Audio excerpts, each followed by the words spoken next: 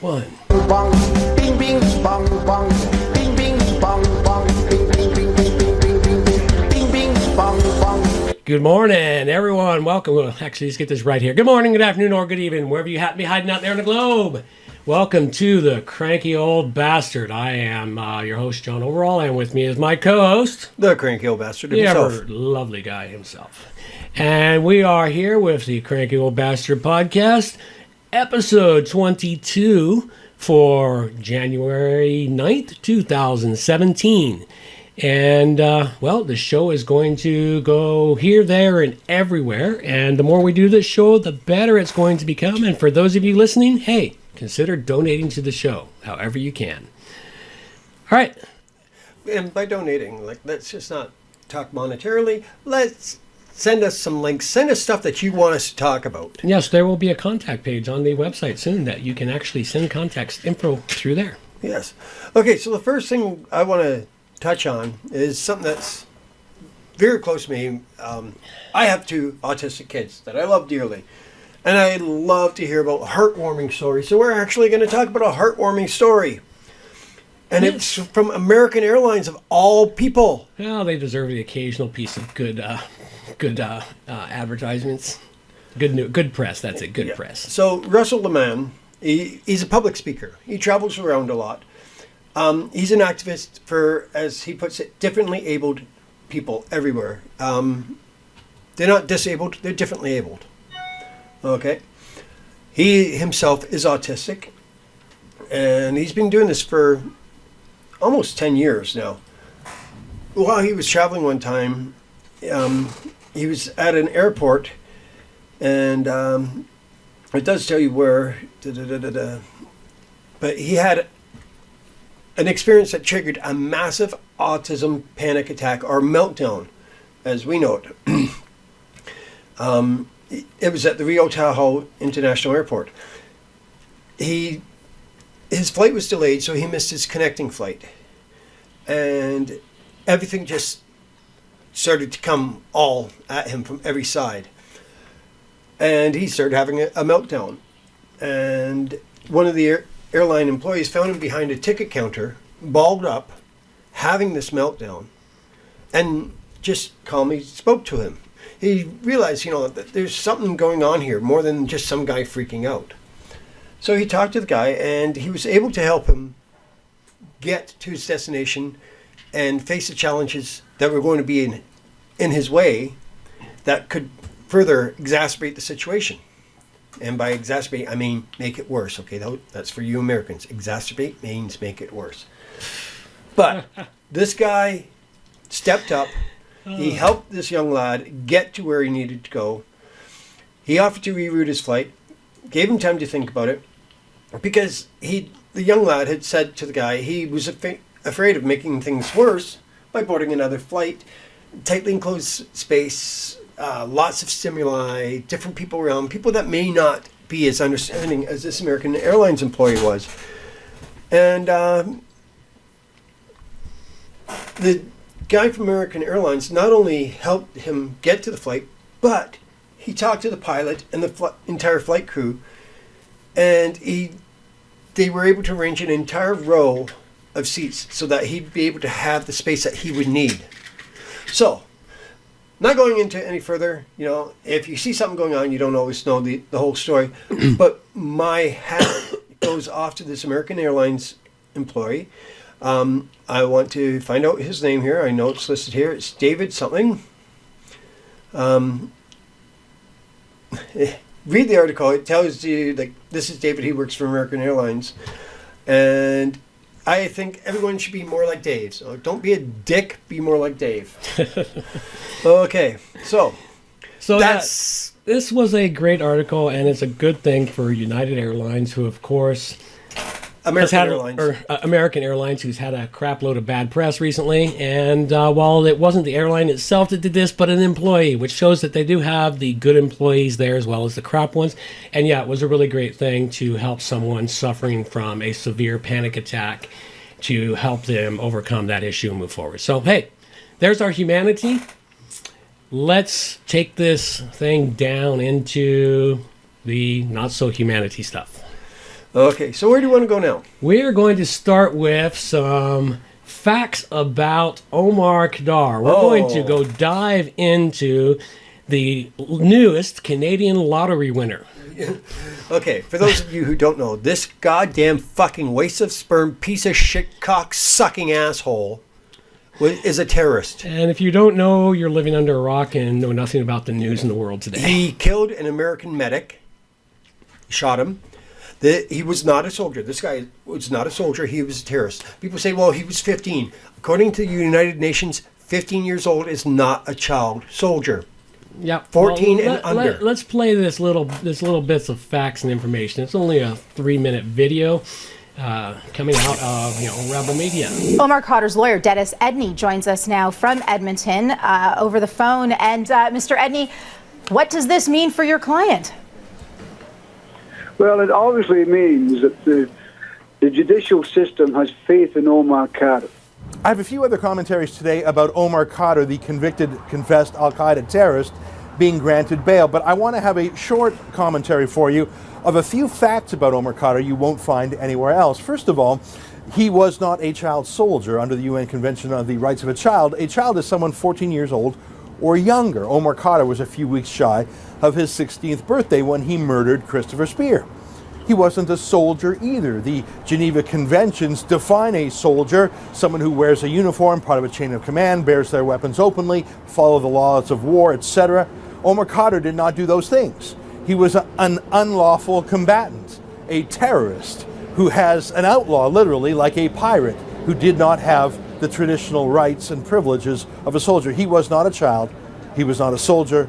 He was a teenaged terrorist. Here's another fact about Omar Khadr. He was not a little lamb. When he was in Guantanamo Bay, for example, he was extremely racist and sexist, as you would imagine an al-Qaeda terrorist to be. For example, there was one black female prison guard there, and Omar Khadr called her a bitch and a slave. How dare a woman, a black woman no less, be his warden? In Guantanamo Bay, Omar Khadr rallied other prisoners to resist the United States guards, to have little mutinies. He once told a guard in Guantanamo Bay that murdering Christopher Speer, get this, was the best moment of his life. He is not a little lamb. He's not repentant. He is a man who has engaged in a long-term, slow burn war against the West. Another fact you won't hear anywhere else, Omar Khadr has never renounced being a member of al-Qaeda. He has never renounced his father's terrorism either. The most he said at the sentencing in Guantanamo Bay was to the widow, Tabitha Speer, that he regretted she became a widow, but not that he murdered her husband. Omar Khadr is a propaganda tool. The fact that you do not know that he was an abusive prisoner, abusive towards women and minorities, the fact that you do not know that he boasted about murdering Christopher Speer, the fact that you do not know that he was not a child and not a soldier, is because the media is choosing to use him as a weapon against our country. That's almost as big as a disgrace as Khadr's terrorism itself. For the Rebel.media. All right. So this little cock-sucking cuntwad really gets you upset. Yeah, well, he's openly said that Canada is his enemy. Yes. He's admitted to making improvised explosive devices and that have killed Canadian soldiers. And our government is not only saying, oh, that's okay. They're saying, here's $10.5 million as a reward. Guess where that fucking money's going to go? Probably right into terrorist organizations. Back to Al-Qaeda. They actually already wrote him a check, too, by the way. Yeah, it's fucking disgusting. And for all you fucking bleeding hearts out there, oh, he was only 15. You know what? I was 15 once. I knew what was right and wrong. And you know what? You were 15 once. You knew what the fuck was right and wrong. Oh, he couldn't stand up to his father. Yeah, he could have. He could have said, this is wrong. But no, he didn't.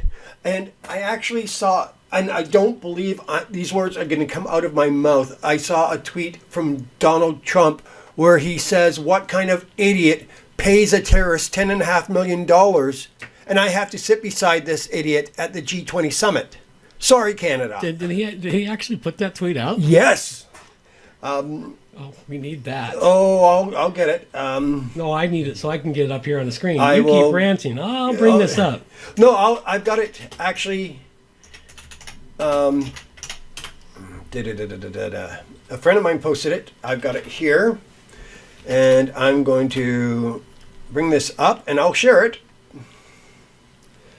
Come on, share. I can't share it, but I can go save image as.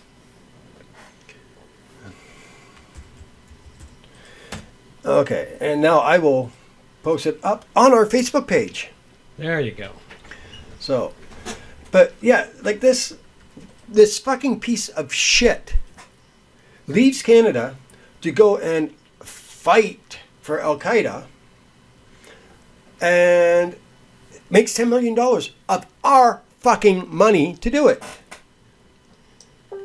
So it's just like, we really got to do something about this fucking piece of shit. I'm openly saying this fucker deserves a bullet. He doesn't deserve $10 million. He deserves a bullet. So does his fucking lawyer. Well, you know, lawyers are the reason the world's pretty fucked up.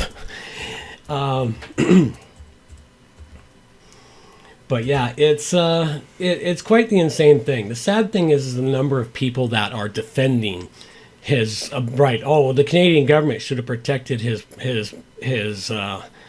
rights. It's like, excuse me, he was arrested in a foreign war, whatever they're going to call it, police action, whatever, a foreign war, a terrorism event. He was taken by a foreign country. They tried him and convicted him. Whether it was a kangaroo court or not is a whole nother thing to dig into. But still, for some reason, his lawyers managed to create an argument that the Canadian government should have stepped in to save his ass. So from this point forward, what they've said there is that any other Canadian citizen who decides to join a terrorist organization or some other foreign war, gets arrested, thrown in a foreign jail, and then gets their ass back to Canada somehow, gets to sue the Canadian government for not protecting their rights enough. Okay, now, a couple of other things that we really need to address here is, okay, if he was going to sue anyone, he should have sued the U.S. government. He says the Canadian government didn't protect his rights. Well, he wasn't fighting for Canada, so therefore he has no rights to the Canadian government protecting his rights. Okay, he left Canada and joined a known terrorist organization. Now, the U.S. fucked up with the war crimes trial because he should have been tried by The Hague or the United Nations Criminal Court.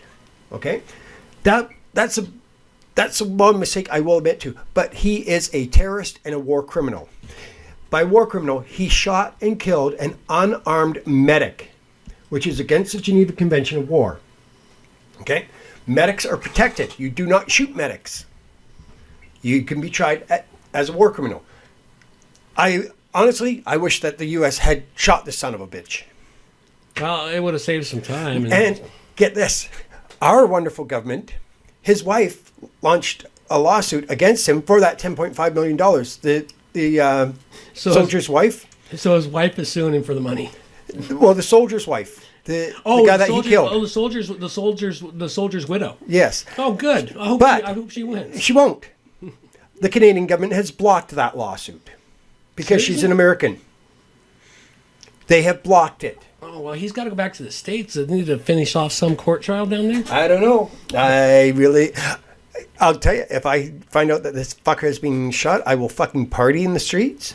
I will find his grave and I will go and dance on it. Yeah. Because this, I cannot begin to express how pissed off I am that our government did this. Fuck you, Trudeau. You're a cock-sucking, lying, slimy piece of shit. You promised the veterans that you'd look out for them, and you're looking out for the fucking terrorists. That's what you're doing. You're someone else that, could do with a little extra special treatment. Oh, you got to remember is that his legal team gets like 33% of that or something. I don't care. So they get almost $4 million. He's still getting $6 million. No, so I was making an offhand comment that the lawyers are like, "Hoo, payday." because the lawyers don't give a fuck one way or another. All they care about their payday. Do you know why sharks don't attack lawyers? Professional courtesy. Let's not go into lawyer jokes. We've had enough of those in time fast. But yeah, I'm not legally. I can't tell people to go and shoot the son of a bitch. Don't even insinuate it, dude. No, we can't. But I won't be sad if it happens. Well, not being sad about it happening is a whole other thing. So you don't even make those suggestions. When I say that he deserves a bullet, that's my opinion only.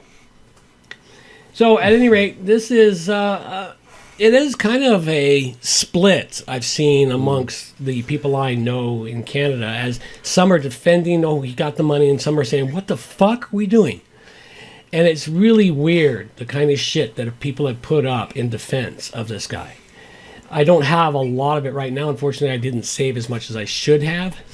And well, people are saying, well, he was brainwashed by his father. He was only 15. That may be true. Fucking shit. No, it's not. I don't give a shit. That's irrelevant to the facts of the matter, whether or not he was brainwashed or not. And yeah, while it may be true, because children will follow their parents' line up until the point where they truly start to think for themselves, unless they start to truly believe their parents' line.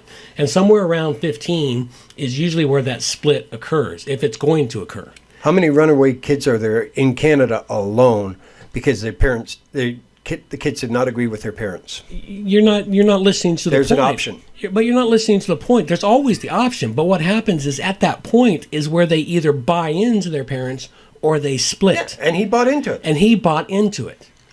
Okay, there's stuff in the videos from before they arrested him, of him making the IUDs, of him being gleeful about it, and it's not like he was making arts and crafts. He was making explosives to go out and kill anyone. There's no definite proof he killed other people, but there's proof that he created the devices that killed them. And these are the true acts of terrorism as it's currently defined in our world today. And of course, the Bleeding Heart, the National, the CBC, put out this whole fucking Omar Khadr, his side of the story. I missed that one. But they also put out the U.S. versus Omar Khadr Part 1, 2, and 3. Well, I don't give a fuck. He's a terrorist. He's admitted it. Well, he did admit it, yes. Yeah, and that's the whole thing. People just don't fucking realize that he admitted to doing this stuff. Yeah, he's trying to recant that he admitted it, but he's admitted to it on tape. And they're going, oh, he was coerced, he was tortured, he was whatever to cause that admission. There's video proof of him actually creating the terrorist act. So you go out there and try to create an IUD. See how fast you don't get arrested for terrorism. Yep. It's like he was actually creating the devices, and he was actually caught in a terrorist situation. And he was, granted, he might have been taken to the biggest shithole on the planet for a prison, but he was still caught, tried, convicted. And then Canada, he actually did spend, I believe, 7 years in jail. But Canada is the one that got him freed and brought back to Canada. So he could simply turn around and say, thank you for getting me out of Guantanamo and getting me back to Canada. Now I'm going to sue your ass for not doing it quicker. For not doing it quicker. So, fuck. He was a terrorist. He left Canada. It's like someone going to join the French Foreign Legion and then suing Canada because they went and joined the French Foreign Legion. Yes. Like, it's fucking ridiculous, You want to go and fight for them? Fine, go and fight for them. But don't expect us to pay you $10 fucking million, you goddamn cocksucker. Yeah. Well, we need some more stuff on this one here. I imagine this one will be floating around for a while, so we'll probably come back to this story at a later point in time and bring it forward. Like when I get to dance on his grave. Yeah, well, that probably won't happen for a while unless he does something really brilliantly stupid. Do you know where he lives? Haven't got a clue. Alberta. Do you think it's going to take that long? Oh, good. Good. Okay, let's move this on. What are we gonna? Where should we take this now? What have you got to roll us down the line? Let's see here. 5 things you don't realize when you defend cultural appropriation. Oh yeah, all right. Stay woke.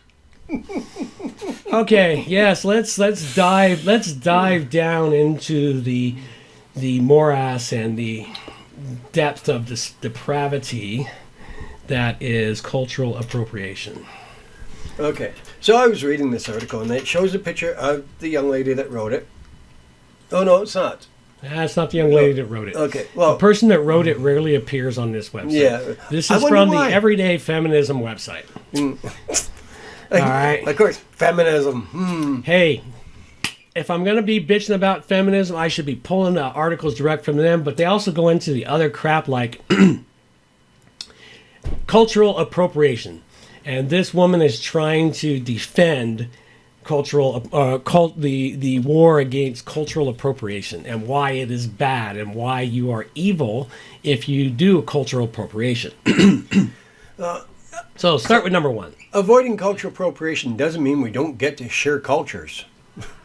Well, bullshit. Because you share something. I wear a fucking dashiki. Someone's going to accuse me of appropriating their culture. They don't know the fucking story behind it, but you're appropriating my culture. Or if I wear a native necklace, or if I wear a Star of David, or if I wear a Christian cross, well, I'm not Christian, but I'm appropriating their culture.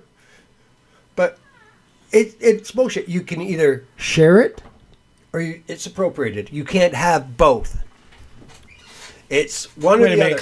Clarify that one up for. What do you mean share it or appropriate it? Because if you're this bitch is saying that we avoiding cultural appropriation doesn't mean we don't get to share cultures. Bullshit. Because everyone's going to turn around and say, well, no matter what you think, I'm sharing this culture. Someone else is going to say, no, you're appropriating it. Ah, okay. So you can't have the penny and the fucking bun. Okay, you can't have your cake and eat it too. You're either going to say it's appropriating the culture or you're sharing the culture.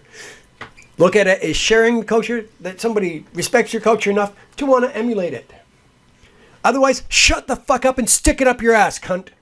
Well, one of the things what she's got here in this is she's saying that, if you're talking about the history of, the Western world, is that, cultures were appropriated and then they were assimilated and then it created a new culture. Yes. Is what we have. We have a new culture. The culture of today and Western society is nothing like the culture of Western society of, say, 200 years ago, even.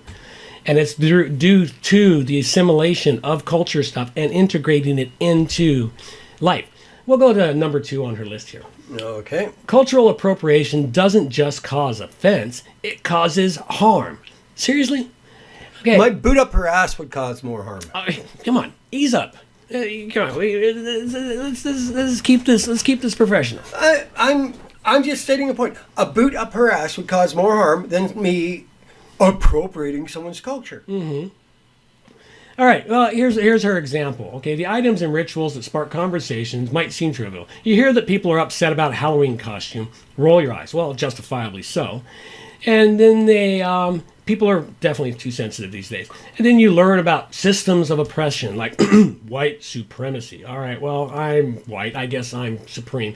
Patriarchy, ableism, cissexism. God, all these fucking words, they make me choke. Way too many. And then on top of that, talking about cultural appropriation, you see, like, you're supposed to memorialize an endless list of what not to wear. Well, that's pretty much what they're trying to do sometimes with cultural appropriation. Now, and then she's like, oh, well, you could make mistakes. It's okay. You just didn't know there was. Take it off. It's not causing offense. It's meaningless. Well, that's true. And, blah. Take it away. Okay. Well, we need to bail each other out here when the brain freezes up. She goes on to say that it's not that causing offense alone is meaningless. For instance, say you and I are talking one-on-one about the struggles of black students in higher education. You make a generalization like, I wonder if they'd have an easier time if they concentrated more on learning and less on sports. I'd be offended by your implication that black people aren't intellectual, and I'd probably let you know that you hurt my feelings. You hurt my feelings. No, it's already been proven, blacks are better athletes than whites. At many athletic yes. endeavors. There's some that they're not better athletes. Yeah. Basketball Orientals, and football are definitely not one of them. Orientals are far more intellectual. Mm-hmm. Whites, you know what we're best at? Paving the world. making war. Because we've appropriated all the other cultures' tactics into our own. Okay? That's not being racist.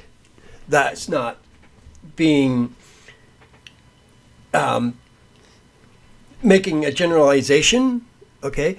That's not implicating that black people aren't intellectual at all. I'm not saying that. What I'm saying is that different races have different abilities that exceed other races. If they didn't, the world would be a fucking boring place because we'd all be the same.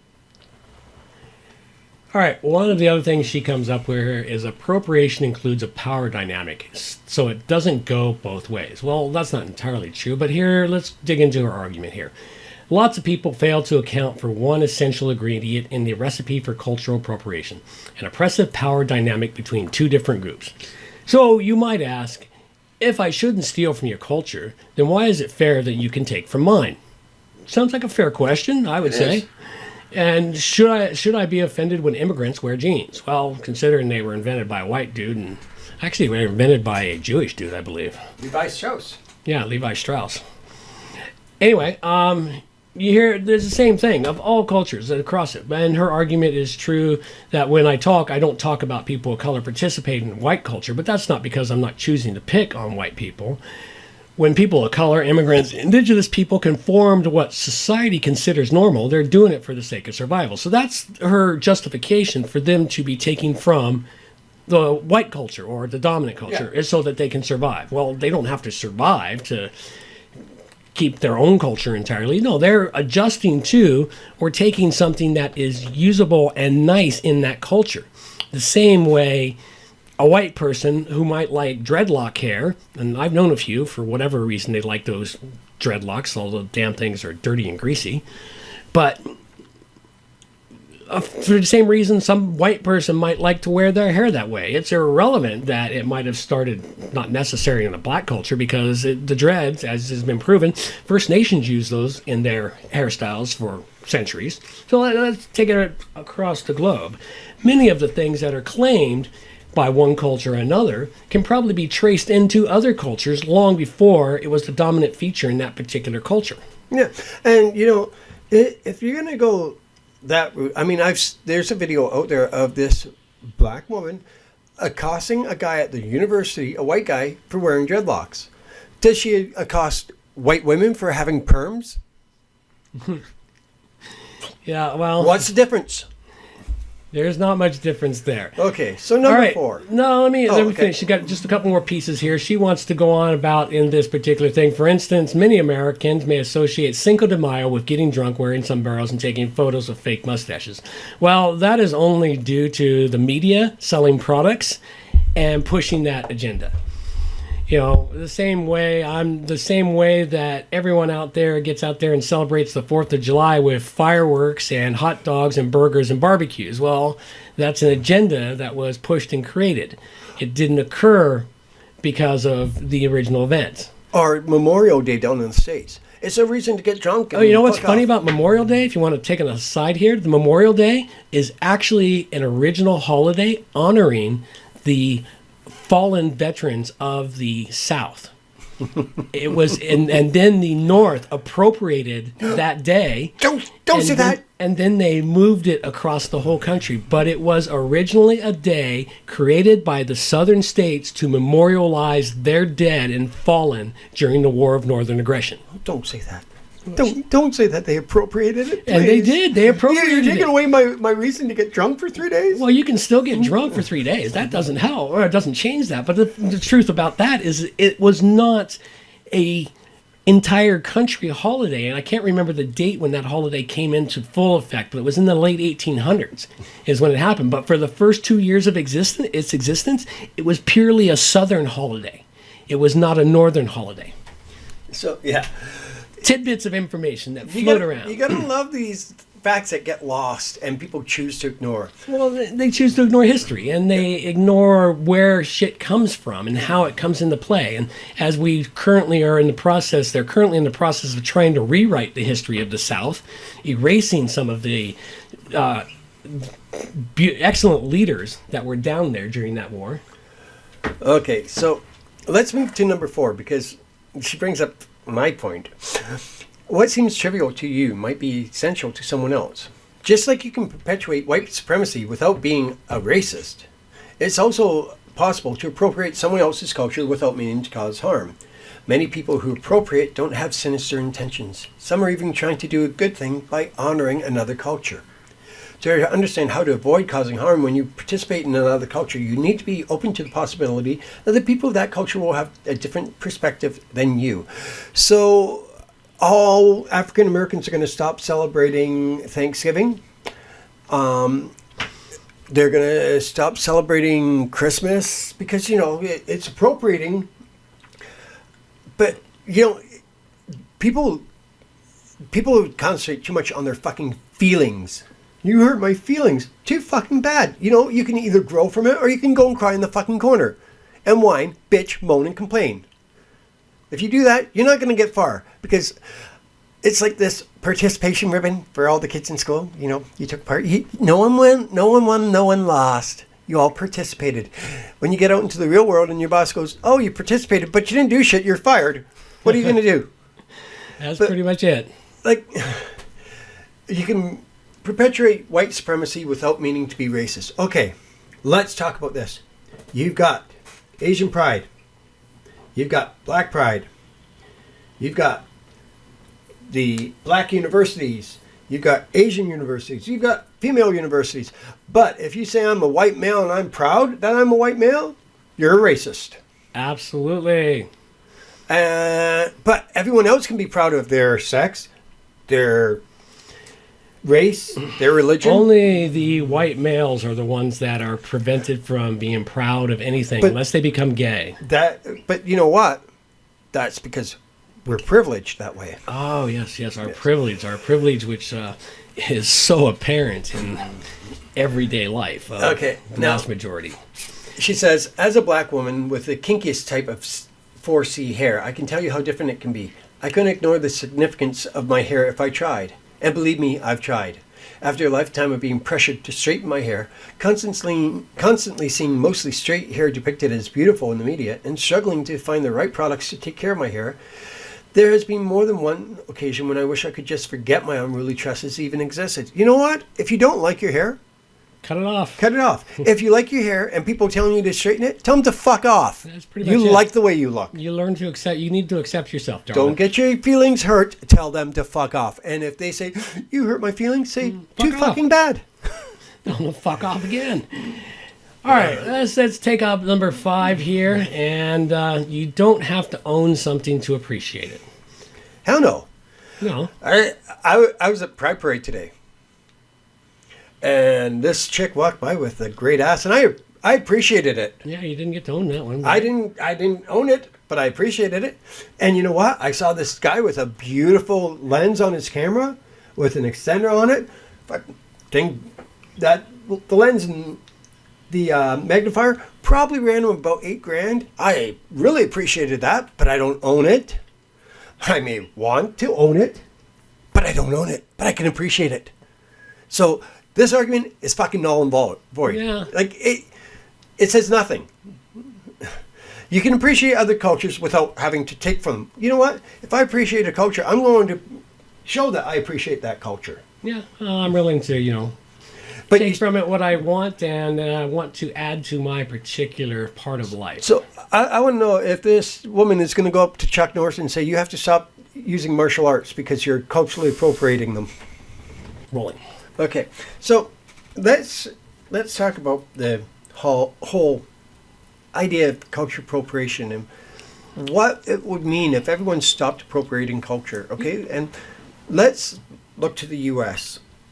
because if they stopped appropriating other people's cultures, well, then they wouldn't have Thanksgiving because the natives shared information about what to plant, what to hunt, and they had a big feast that they invited the settlers to. Yes. Okay? And the settlers said, well, we give thanks for this. Hey, let's do this every year. We'll call it the Day of Giving Thanks, Thanksgiving Day. So without the natives sharing that information, and the settlers appropriating it, you wouldn't have Thanksgiving.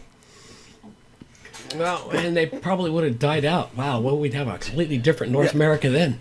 And, Columbus Day. The Americans celebrating Columbus Day. Yeah, well, that's a whole nother...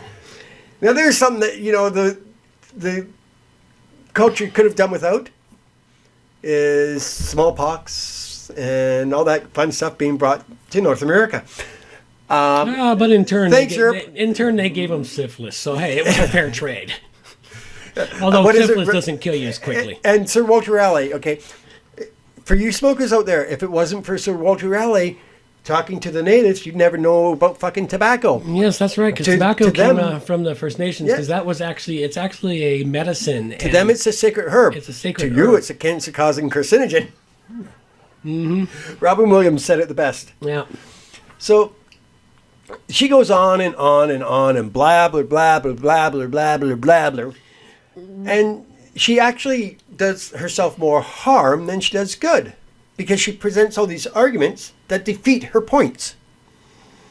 They do. The arguments are mostly is like what you're saying here is we need to just stop with if you stop being the culture. No, you can appreciate someone's culture, but you're not allowed to use it. And because there's one argument in here, I can't seem to find a paragraph where she goes on and describes that if you are a person of the white patriarchy,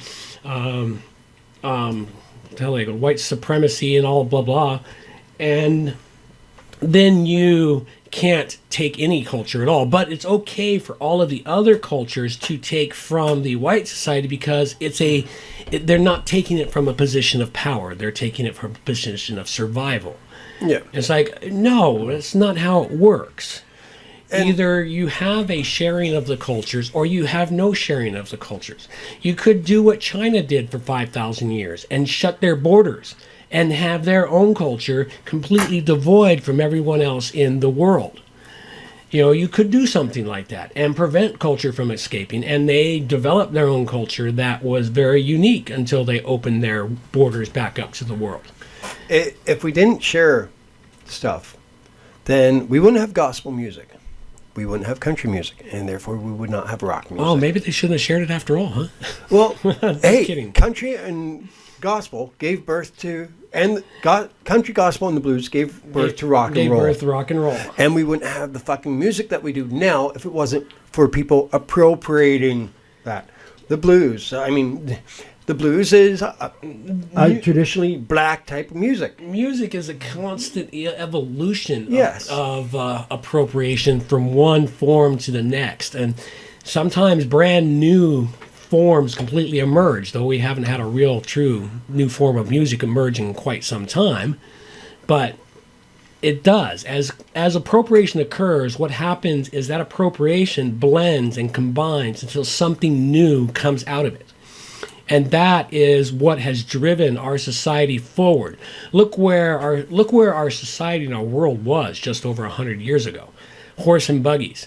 And through cultural appropriation, we now put people up on the moon regularly in outer space. We have robots crawling across Mars and on. And our technology is not stopping. And we're sending a probe into Uranus. Yes, we're sending a probe right up into Uranus to examine the sore spots. Yes. Okay, so let's move on from there. All right. Well, let's go to feminism. It's leaving a wake of unhappy, unmarried, and childless women in its path. Well, hopefully, it'll keep going, and feminism will die out because these women aren't going to breed, so they're not going to spew their man hatred. I'm all for equal rights, by all means, but feminism is not about equal rights anymore. Feminism hasn't been about equal rights since women attained equal rights over 25 years ago. There's still a lot of work to be done. They haven't really achieved What rights. What did they not have equal to men? Name one thing, one right that women don't have that men have. And let's talk about all the rights that women have that men don't have. Okay. Okay, so you tell me what rights do women not have that men have? Name one. Okay, I'm going to start with Hollywood. No. We're talking about rights. We're not talking about the make-believe world. We're talking about rights. True, written rights. The right to the right to exist, the right to a proper paying job, the right to equal payment, the right to non-discrimination, the right to show me where the rights of women are not equal to the rights of men. You're missing my point. My point is Let's have your point of Hollywood.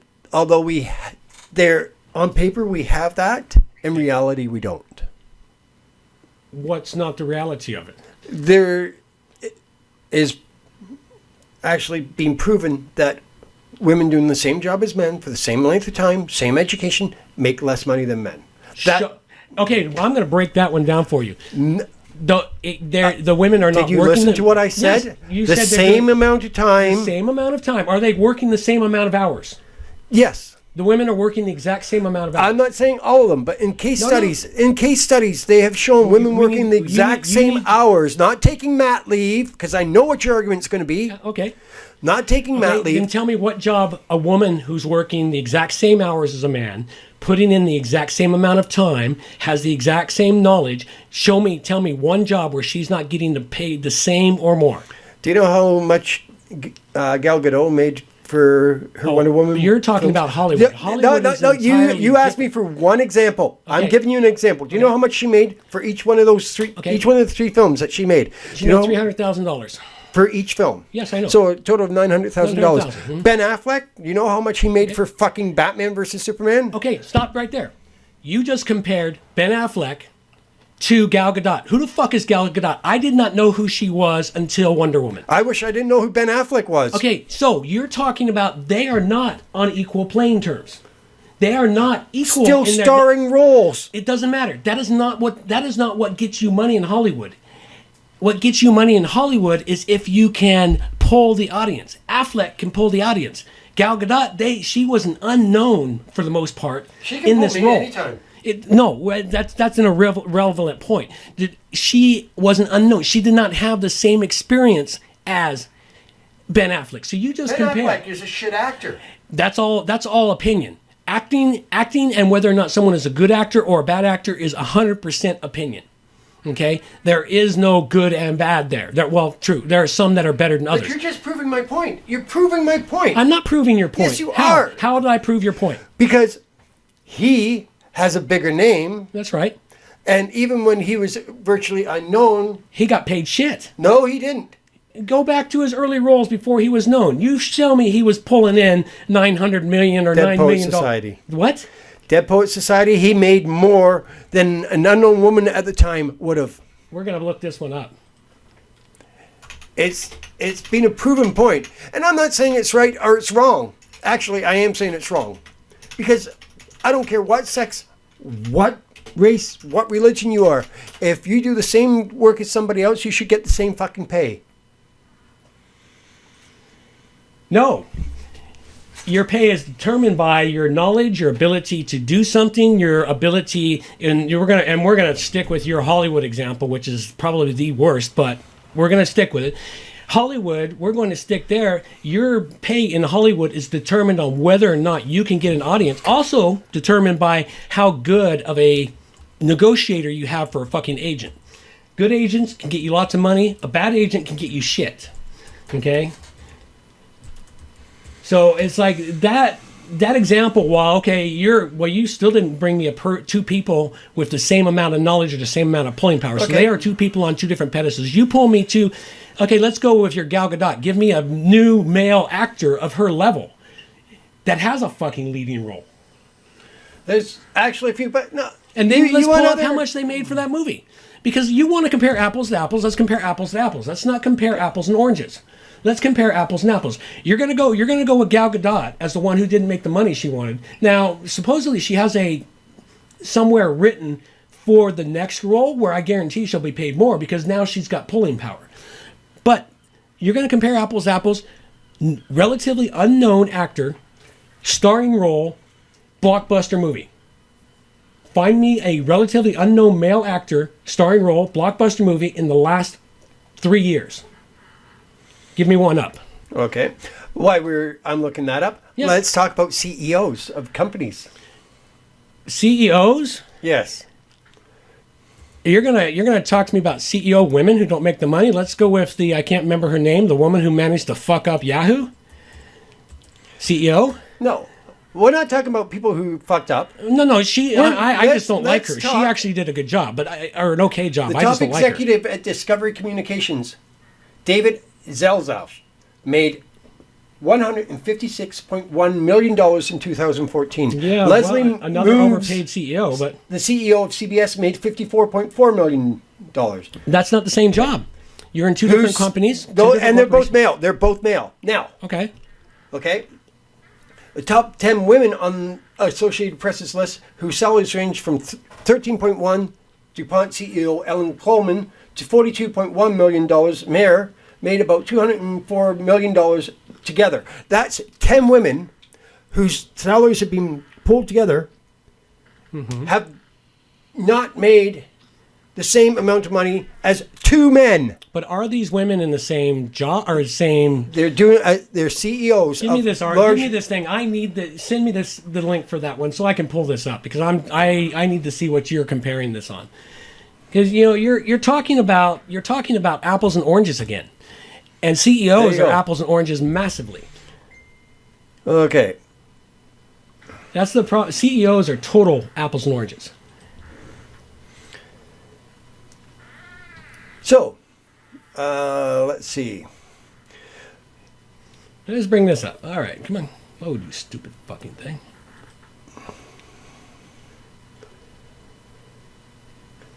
Because the pay gap does not exist. It is a fallacy.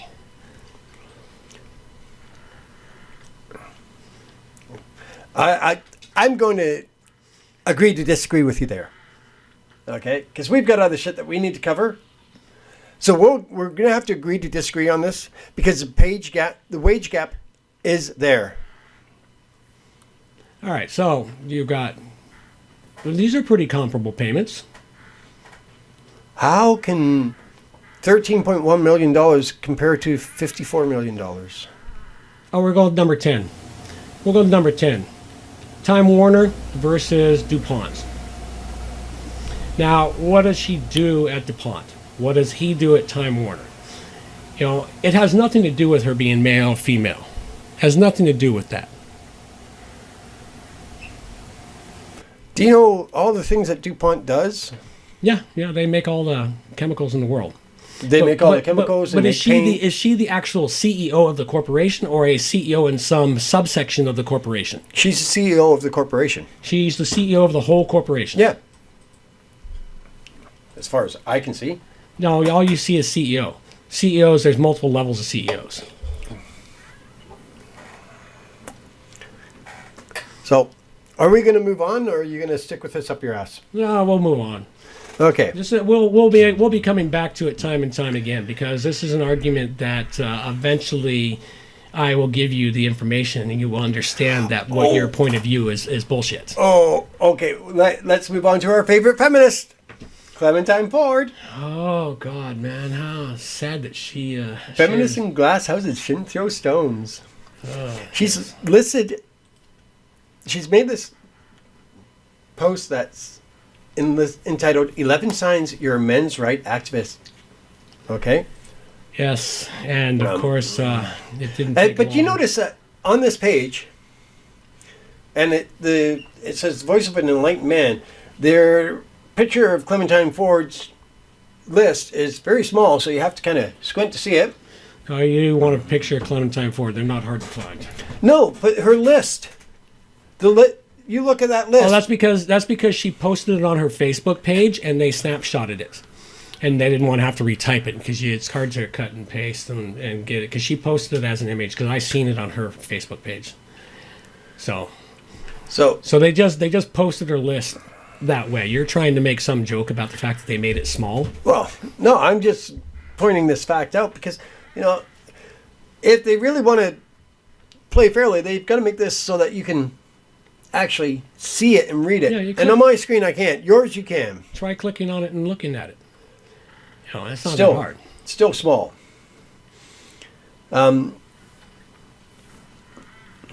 You have no problem with the gender wage gap, but you having to pay for dates. Hello, have you ever heard of Dutch Street? are just saying, Okay, wait. How about- You need to understand that she wrote this in satire. What you're reading is a satire bit of who can tell with her this, Rich? satire. This is her satire of the MRA. She's trying to satire. Doesn't do a very good job of it because some of them come across as if she's serious. The next list down is another satirist of the feminist. Signs that you know you're a feminist. And these are satire. Keep it in mind that what you're reading is satire. Okay? Don't take it seriously. It is fucking satire. I know it's really hard in the world today to figure out what's satire and not. But you got to really look at things and realize, oh, this bitch is trying to satire this. Well, she didn't do a very good job of it. Anyway, take it away. Number one. Hers are... Well, let's start with her list because Okay. her list is what spawned the second list. Number one, you have no problem with the gender wage gap, but you hate having to pay for dates. Yeah, well, that obviously makes you an MRA. Yeah, well... Okay, now... I believe in, like, I pay Because- this time, you pay next time. And I believe that there's no gender wage gap. So, But what gets me is when women turn around and say, well, no, you're the man, you have to pay. and you know what's funny is feminists are the biggest ones that still think even if she out earns you, you should still have to pay for the dates. Okay, number two, you insist that it's scientifically proven fact that men are stronger than women, but you complain about a society believing that it's worse for a man to hit a woman than a woman to hit a man. It's not right for anyone to hit anyone in anger. Yes. I mean, if I hit a woman, it's being negotiated, and she's said, yes, I want you to slap my ass. I We'll want you slap to. and tickle. Yeah, All right, exactly. we'll leave it at that. You believe that the age of consent is unfair, but there's nothing wrong with having sex with teenage girls. But when you find out that a teenage girl enjoys sex, you believe that she's the biggest slut in the world. No, I don't.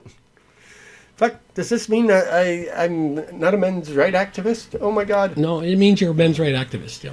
Okay, you hate when a woman automatically assumes that a man is a douchebag before getting to know him. But you like a woman who likes another man. You assume that he's a douchebag just because he's not you. Well, that's true. Well, yeah, it is. That's just human nature. Yeah, it's human nature. So I don't want him to be as worthy as me. It's Anyway, like you break up with a girl and she starts dating another guy. You don't blame the guy. You don't hate the guy. But he's got no role in this unless he actively worked to split you guys up. Then he's a douchebag. all right, number 5. You believe that if women want equality, they should be drafted into the military, but you also believe that the military is not a place for a woman. No, fuck no. If they want equal rights, they should be drafted and they should be on the fucking front lines. Absolutely. Next. Number 6.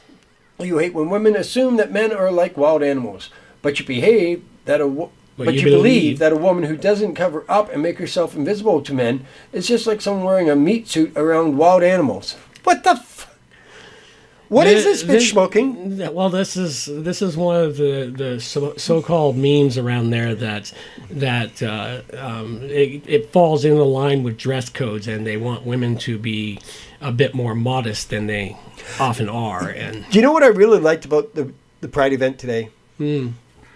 all the meat suits. No, you had women walking around wearing pasties or tape across their nipples. And by the way, folks, here in Canada, a woman has the right to They go didn't need topless. to wear the tape across their No, nipples. but they did it was a family event. They and did that's it because it generally was why a they do family it. event, and they were asked, because this is a family event, please. But no one fucking stood there gawking that I saw. Yeah, no, the gawkers were hiding in the corner. Probably. Next, number Okay. 7. You hate the fact that men are bullied for not conforming to their male gender roles. But when you find out that a man disagrees with your beliefs about women's rights, your immediate response is to try and emasculate him by comparing him to a woman as an insult. Yeah, pretty much. And it's not really comparing him to a, well, I don't know. Yeah, girly man up. Don't be a pussy. Don't be a pussy. Don't be a bitch. Yeah, okay. But hey, But those I are hear the women say terms. that all the time. well, yeah, women use them a lot too. It's really sad. It's like, Feminists use them a Yeah. lot. anyways. Number 8. You hate when women assume that there are no nice guys, but you call yourself a nice guy and act like a rare quality that should cause women to be all over you. Well, it should. You know what? I hate the term nice guy because I used to get, you're a nice guy, but I just don't see you that way because you're such a nice guy. You're like such a good friend. The moment you hear friend, if you're interested in more than being a friend with her, fucking hit the skids. But you know what? Now that I'm not a nice guy and I'm the bad boy, women want the bad boy. They always want the bad Yeah. boy. They want to fuck the shit out of the bad boys. But they want the nice guys to stay home and take care of the Yeah. kids. Why they're out fucking the bad boys. That's right, pretty much. Number 9. You hate when women assume that men just want to get laid. But when you find out that a woman is a feminist, you assume that she's just doing it to get laid. Oh, find out that a man is a feminist. I'm like, what the fuck? You confused me. You assume there. that he's doing it just to get laid. Well, he is. He is. Fuck. He's found that loophole. He's found that loophole, man. And it guess what, works. ladies? You need to smarten the fuck up. We found the loophole. Oh, yeah, I care about women's rights. Yeah, yeah. Okay, yeah. Oh, I really care about you. Oh, yeah, yeah. You keep doing that, honey. I'll believe whatever you want me to believe. Yeah. Well, okay. Next. You hate when women make generalizations about men, but when a woman calls you out for being sexist, you claim that all men are like you. No, I never claim all men are like me. No. I'm pretty fucking unique. Oh my God. No, I don't say all men are like me. I turn around and I say, I'm an asshole. Deal with it. Yeah. Pretty You know, much. Assholes are I- assholes. I self-identify Men or women, as an they're still asshole. assholes. All right. Next. You insist that women should be responsible for protecting themselves from being raped. But when they follow the one piece of advice that actually works, which is being aware of red flags, you complain about them assuming that all men are rapists. We live in that society, folks, where, women tar us with One fucking brush. Yeah. And it's just like, well, you men are all like, you're all going to rape us. All right. So it seems like about, 3/4 of those, that makes us MRAs. All right, I'm going to take on the next list. Now, this list was created by the voice of enlightened man to counter the piece of drivel that we just went through from them. Now, let's see. Verbal diarrhea? I haven't read this drivel, so let's see how well they did. Now, we went from, they went over and above. She only did 11. They came back with 14. I guess you're a man, you got to do something better than the women. Okay, number 1. These are 14 signs you're a feminist.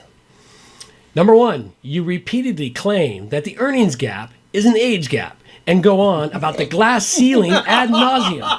Yet you will go out of your way to avoid discussing, much less recognizing, the glass cellar and adopting a position on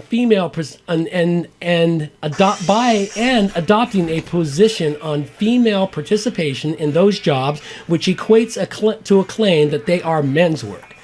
Well, and that one there, do you know what the glass cellar is? What's that? The glass cellar. No. This is the jobs. Do you know, on the whole, up until probably the last 10 years, everything around us was built by men. All the skyscrapers, all the bridges, though women took those jobs. And even now, they don't push women to taking those jobs where they can make a good living at it, because those are men's jobs. They're dangerous. They're hazardous. All right, next. You dismiss, excuse, and justify female perpetuated violence and abuse because men are weaker than women. Then complain that it's sexism if women fail to meet the physical requirements for a job. Wait a minute. You mean it's not? Hold on a second here. You mean that when they jobs such as a fireman, it's changed for the women? All right, moving on. Number 3. You claim that we need to stop rape culture and victim blaming in rape cases based on things like attire and behavior. However, in cases of women raping a 12 to 14-year-old boys, you claim that his erection equates to informed adult consent. Quote that if a man rapes a 12-year-old boy, If a woman rapes a 12-year-old boy and he gets an erection, he's responsible. Germaine Greer, a feminist. Actually, that quote came from her. I wasn't able to track it down, so I'm going to assume it's right until it's proven wrong. But hey, and I wouldn't doubt that because I've seen numerous articles lately about women who actually charged and convicted of a rape, yet they were given no sentence, let off, said, oh, it's okay, we don't want to ruin her life, and on, things of that nature. Anyway, moving on. You find the act of women being called sluts and cunts and being subjected to rape threats appalling. Yet when a woman appears to either not agree with you or not identify as a feminist, you are all too quick to call her a slut, a cunt, and wish rape, violence, and death upon her.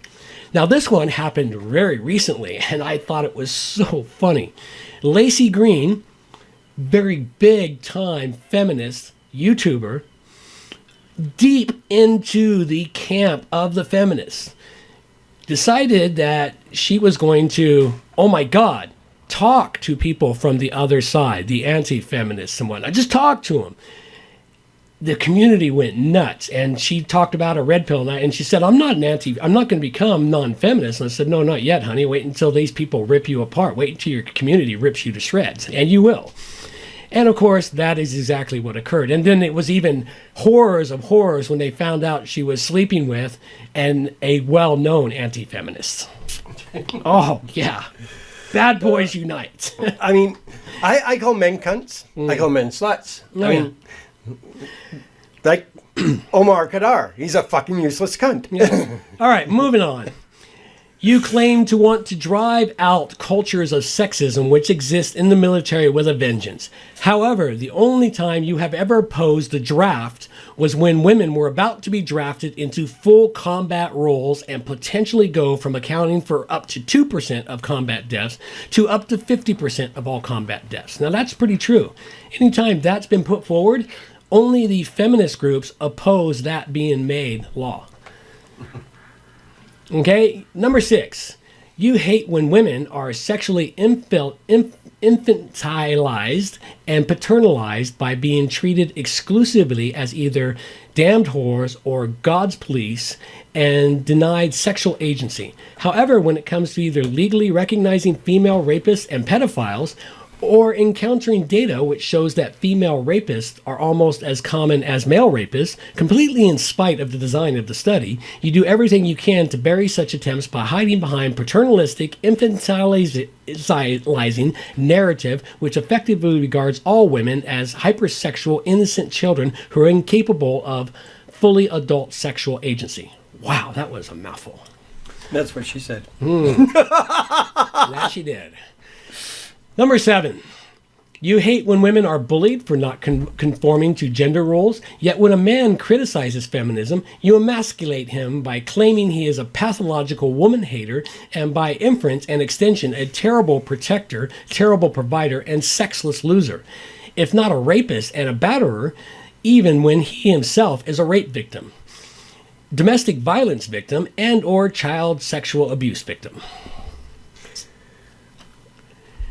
Okay, number 8. Oh, there's just too much to go Oh, they've written out about number 7, so let's just move on. You hate when women are bullied for not conforming to gender. Oh, yeah, okay. All right, number 8. You hate when men view all women as a bunch of morally bankrupt, gold-digging, promiscuous opportunists and lament where have all the good men gone. At the same time, you have created and maintained a family court system which turns marriage into a loaded gun to a man's temple and a woman's hand around the hilt and the trigger whether she wants it or not. At the same time, you have created and maintained a gendered approach to abuse where if a man is battered or raped by a woman, he's more likely to be arrested and prosecuted by the system that believed, ironically, this is the primary, if not exclusive, cause of the explosion in the growth of the men going their own way group. All right. That one I can speak to as fact, No one ever believes a guy when he says, my wife beats me. Mm-hmm. Nope, they don't. And I can definitely speak to the horrors of the family court system. Been there once. All right. You claim to abhor mansplaining, yet when a woman claims to disagree with or oppose feminism, you patronizingly dismiss her opinion and claim that she doesn't understand feminism. All right. Probably quite true. Actually, I've seen it on some of the YouTube videos. You claim to abhor mansplaining. You hate when next one is. Oh no, this is another okay. mansplaining. Oh, wow. You claim to abhor mansplaining, yet when a member of a minority speaks of their lived experiences in a manner which is politically inconvenient to feminism, you respond by condescendingly dismissing their life experiences and patronizingly pretend you know more about their experiences than they do, simply because acting like Yet does exactly these things to women the moment they disagree with feminism. Men can be anti-feminist, but women can't be. That's right. Number 11, you hate when people make generalizations against women. Yet when a man calls you out for being sexist, you claim to speak for all women. All right.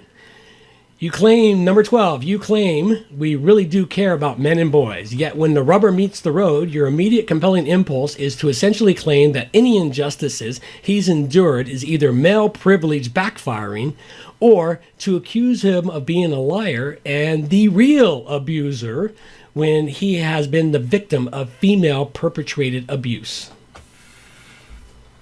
Well, let that one sink in. Yeah, I beat the shit out of him, but when he left, it was all his fault because he didn't communicate with me and he was abusive because he didn't communicate with me. See, it was all him. Yeah, it wasn't me. Trust me, officer. I swear to God, the woman who killed her 2 children and her partner recently, and yeah, she's not an abuser. And honestly, Your Honor, he asked me to cut his penis off. Number 13, you insist that if men want to change systematic injustices they face, they need to get together and do something about it. Yet when men and the women who love us attempt to do just that, you attempt to shut it down by any means necessary, including but not limited to academic fraud, lies, threats, violence, and active terrorism, including acts of terrorism against women and their children. I'm not sure about the acts of terrorism, but the rest of it, absolutely. You say, well, do something about the systemic injustices. Go create your own group. Whoa, okay. We have a men's rights organizations, and fuck, they're actually starting to make ground. The feminists are losing their shit. Yes, they're a bunch of women haters. Yeah, no, they're not women haters. They want to deal with men's issues. Yes. There are women haters out there, but there's also some very serious men haters. I mean, after all, look at Clementine Ford and look at last episode where we talked about her note. Have you killed any men today? If not, why not? You claim that women should have the same right. This is number 14. We have hit the end. You claim that women should have the same right to personal safety that men do. Yet you will openly admit that statistically speaking, men are even less safe than women are. Worse still, when a man is subjected to female perpetuated violence, your default ideological stance is to claim that at best, he indirectly oppressed his assailant into inflicting violence on him. Just as appallingly, when a man is subjected to male perpetuated violence, your default ideological position is to essentially dismiss it as just 2 men doing it to each other, and blame the victim by regarding it as a male privilege backfiring. Wow. Okay, can I ask anybody who's listening, I don't care if it's you that answers, or somebody out there that answers, what's this fucking male privilege? Because I've yet to experience it. You'll have to go. I'll have to pull some research on the male privilege that the feminism put forward that they claim we have. I get to pee standing up. No, that's a privilege. They prevented that law from happening in Sweden. Did you know they tried to make a law in Sweden that men had to pee sitting down? Holy fuck! They literally tried to do that. They came very, very close to doing that. I discovered something else they do in Sweden. This is really kind of funny. When they have feminist-based snow plowing, and they found out that it actually doesn't work very well when they get a big snowstorm. You want to know what feminist-based snow plowing was? Because I saw that. I was like, what the fuck is feminist-based snow plowing? Let's hear it. Because accordingly, more men drive automobiles there. Thereby, it's an oppression against women, the male privilege of driving. Most of the women walk, take transit, take the bikes.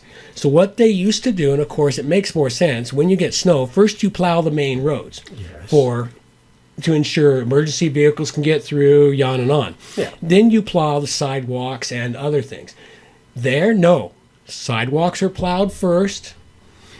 Then transit lanes are plowed. Then the main roads. When they got a big snowstorm, because they didn't plow the roads, it clogged up the roads and prevented them from being able to plow the sidewalks properly. And of course, people were falling on the sidewalks, and of course, the emergency vehicles couldn't get through. This is Sweden. Sweden is the most feminist-centric country going.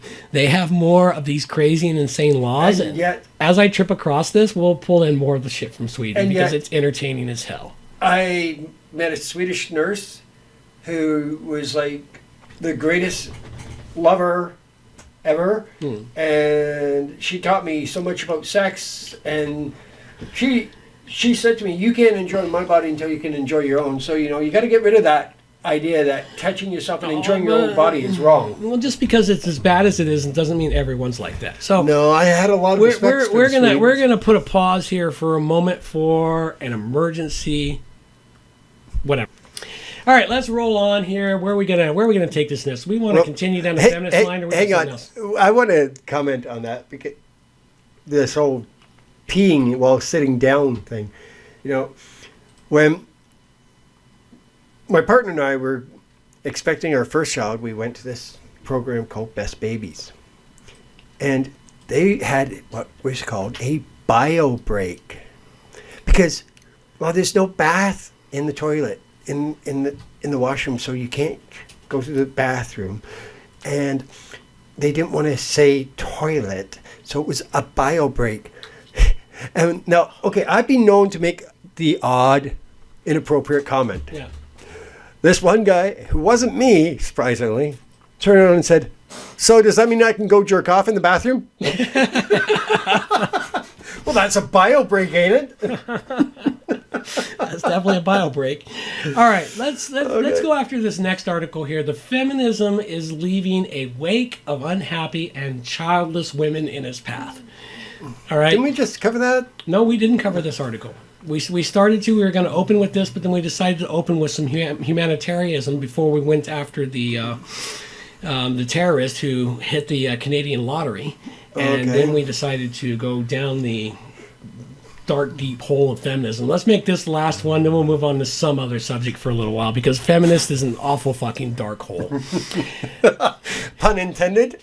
Pun absolutely fucking intended. Did you even realize that you made that pun? I did, just seconds before you mentioned pun. It was like, oh fuck, I actually did that, yes. All right, and you're going to love this, because the main person behind this article is Marcia Einhorn. Come on. Oh. Einhorn. One horn? No, come on. Ein is one? Jim Carrey. Yeah. Jim Carrey, the fucking, I forget his Zoo movie or whatever it was, and Einhorn. Ace something pet detective. That's it. Yeah. Yeah, Einhorn. Yeah. That's anyway. All right, let's. But still, in German, ein is one. So Einhorn, one horn. One horn. Wow, that's even better. I didn't know ein was one in German. One horn. That's even better. All right. Oh fuck. Now, crap. I didn't know that. Now I have the joke massively stuck in my fucking head and understand it clear. It's really sucked when you get a joke years and years later. All right. Feminists claim to promote the advancement of women and gender equality largely via the promotion of so-called sexual liberation. But the movement is leaving a wake of unhappy, unmarried, and childless women in its path. A real problem feminists seemingly refuse to entirely address. According to a recent study from Yale University, which I'm losing a lot of respect for, I have to tell you. Well, you'll lose a lot of respect for a lot of universities as we go through this shit. Liberated, college-educated women are freezing their eggs because they can't find a man to marry and have kids with before their natural childbearing years expire. In the UK, for instance, 1 in 5 women is childless when their natural reproductive years expires, as opposed to 1 in 10 women in the mere generation prior. So what they're saying is, 25 years ago, women were getting knocked up. They're not. And now they're not. And women are freezing their eggs because they can't find anybody that's a suitable father. Okay, well, let's not read the article. Let's break down some of the stuff in this article. Okay. And one of the big things, the short answer as to why women are freezing their eggs is because feminism. That's the short answer. But that's not entirely, well, it is a lot of the answer and the reason. And this boils down to the fact, and this is a true, simple fact now, that women now make up between 60 and 70% of college students, leaving not as many men in college. Now, of course, if you're a man and women are sexually free, meaning they're not going to withhold it to get married and have children, they're going to give you sex, and you're in a place where you're outnumbered by women, what are you going to do? Are you going to settle down with a girlfriend? Yeah, that's pretty much it. Well, you're going to bang everything in sight that you can. You're going to bang everything in sight. And this is one of the things that's finding, is that women are finding that men do not want to settle down. They don't want to accept being settled down and tied to any particular woman when they don't need to. They don't have to do that. A generation ago, 2 generations ago, women were a bit more choosy and how much sex they gave out. Now, there was always the one that everyone could ride, the local bicycle. That's where most men got their experiences, was from the local bicycle. Chevron, the town pump. Chevron, the town pump, yes. But these sorts of things, with the way the world is now, the women are not finding these. And this study, they were really didn't want to put it out completely, and they were like, oh my God, what's going to happen? The women are now freezing their eggs in the hopes that they will find a man who is willing to commit to them. And they're finding that the men don't want to, even later in life. And one of the big complaints of the women was, we can't find men educated enough. And of course, women like to marry up, men will marry down, because men, it's all about the beauty, the beauty of the body and the obvious healthiness of the woman to bear child. For the woman, it's about the perceived support and strength and everything else. And they need to go up where men can go down, or equal. It's not often where men go up. And there's a big movement going on right now that's called ethical non-monogamy. Polyamory. Oh God, that one there is making a mess of things. But it's actually gaining ground because both partners have a primary relationship, but they're free to be non-monogamous with other people. There's usually ground rules established. Now, I can understand these women not wanting to have children at that time because they want to explore, but they love the person that they're with. But they want to explore what's out there. Be free to explore their sexuality. More power to them. But you've also got to consider that at some point they may want to have children. So that's when the ethics have got to come into it. And you're going to say, okay, we're going to have a child together. So we're going to stay monogamous for a little while. So there are answers to these problems, but people just don't want to deal with them because society says ethical non-monogamy is wrong. All right, here's a bit that comes from the executive director of IVI, that's the wrong one, on Einhorn's findings. It exacerbates the problem of men not wanting to settle down and start a family until it's almost too late for a woman to conceive naturally. And if she insists, he is quite likely to leave for a younger woman whose biological clock isn't ticking quite so loudly. And that happens. So, at any rate, this is starting to come to the forefront as more and more women who are reaching the end of their childbearing years. This is a vast majority of third-wave feminists who are now in their late 30s, in their 40s, and approaching 50. And in their late 30s, they've hit the end of their natural childbearing years. Now, while women can have babies up until 40 and 50, there's massive risks involved for the woman and possible risk to the child itself, and genetic problems along with it. Because women born with X number of eggs, they get no more. That's all the eggs they get. Their best eggs are released when they're late teens to their late 20s. And then not so good eggs start getting released after that. And that's the way the system works, unfortunately. Now, this is what's happened with the feminists, and they've chased a lot of the men away. The men just don't want it. Now, the other reasons that happen and occur is a man, he has to be very careful about the woman he chooses, and choose a woman that if that relationship ends, she doesn't strip him of everything he's ever earned in life. Take away his children, prevent him from getting them, strip him of, if he happened to be the major breadwinner, strip him of all his assets and everything else. It's like it goes on and on. It's like it's like playing Russian roulette for a man to marry a woman in this day and age with the way the laws work. And a lot of men think about that and they go, do I want to risk it? That's why a lot of men don't go down that path. Yeah. And, if you can find a woman that is like, I don't mind having kids later in life, and find a guy that doesn't mind having kids later in life. I mean, I've got two families that are 20 years apart. But if you can find that, hang on to each other. Because, to find somebody who's not going to fuck you over, who, if the relationship ends, is going to say, okay, you have as much rights to these kids as I do, that's a good person to keep. That is a good person to keep, even if you end up separating. Yeah. I will vouch for that one. Okay, so now let's move on to something else. Let's get into some fun stuff. Well, Let's take how that often should men masturbate? as often as they can fucking get it up. Okay, so this is from the Mirror over in England. And it says this is how often men should be masturbating to reduce the risk of cancer according to the National Health Services. And it's been scientific provenly fact that when men masturbate, it reduces the risk of cancer, specifically testicular and colon cancer. Prostate cancer. It's the most common cancer in men in the UK, with more than 40,000 new cases every year. Okay. Researchers from Harvard and Boston medical schools and universities studied 31,925 healthy men who completed a questionnaire about their ejaculation frequency back in 1992.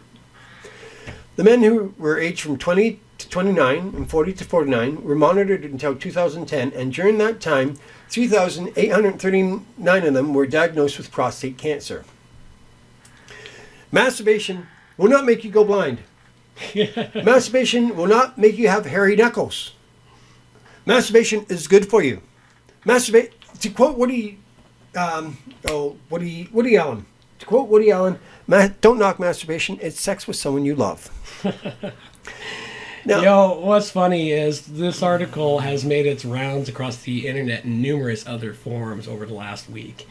And the Mirror, is the only one that puts it out as masturbation. The other ones is man should be ejaculating, not specifying how he should get those 21 times a month.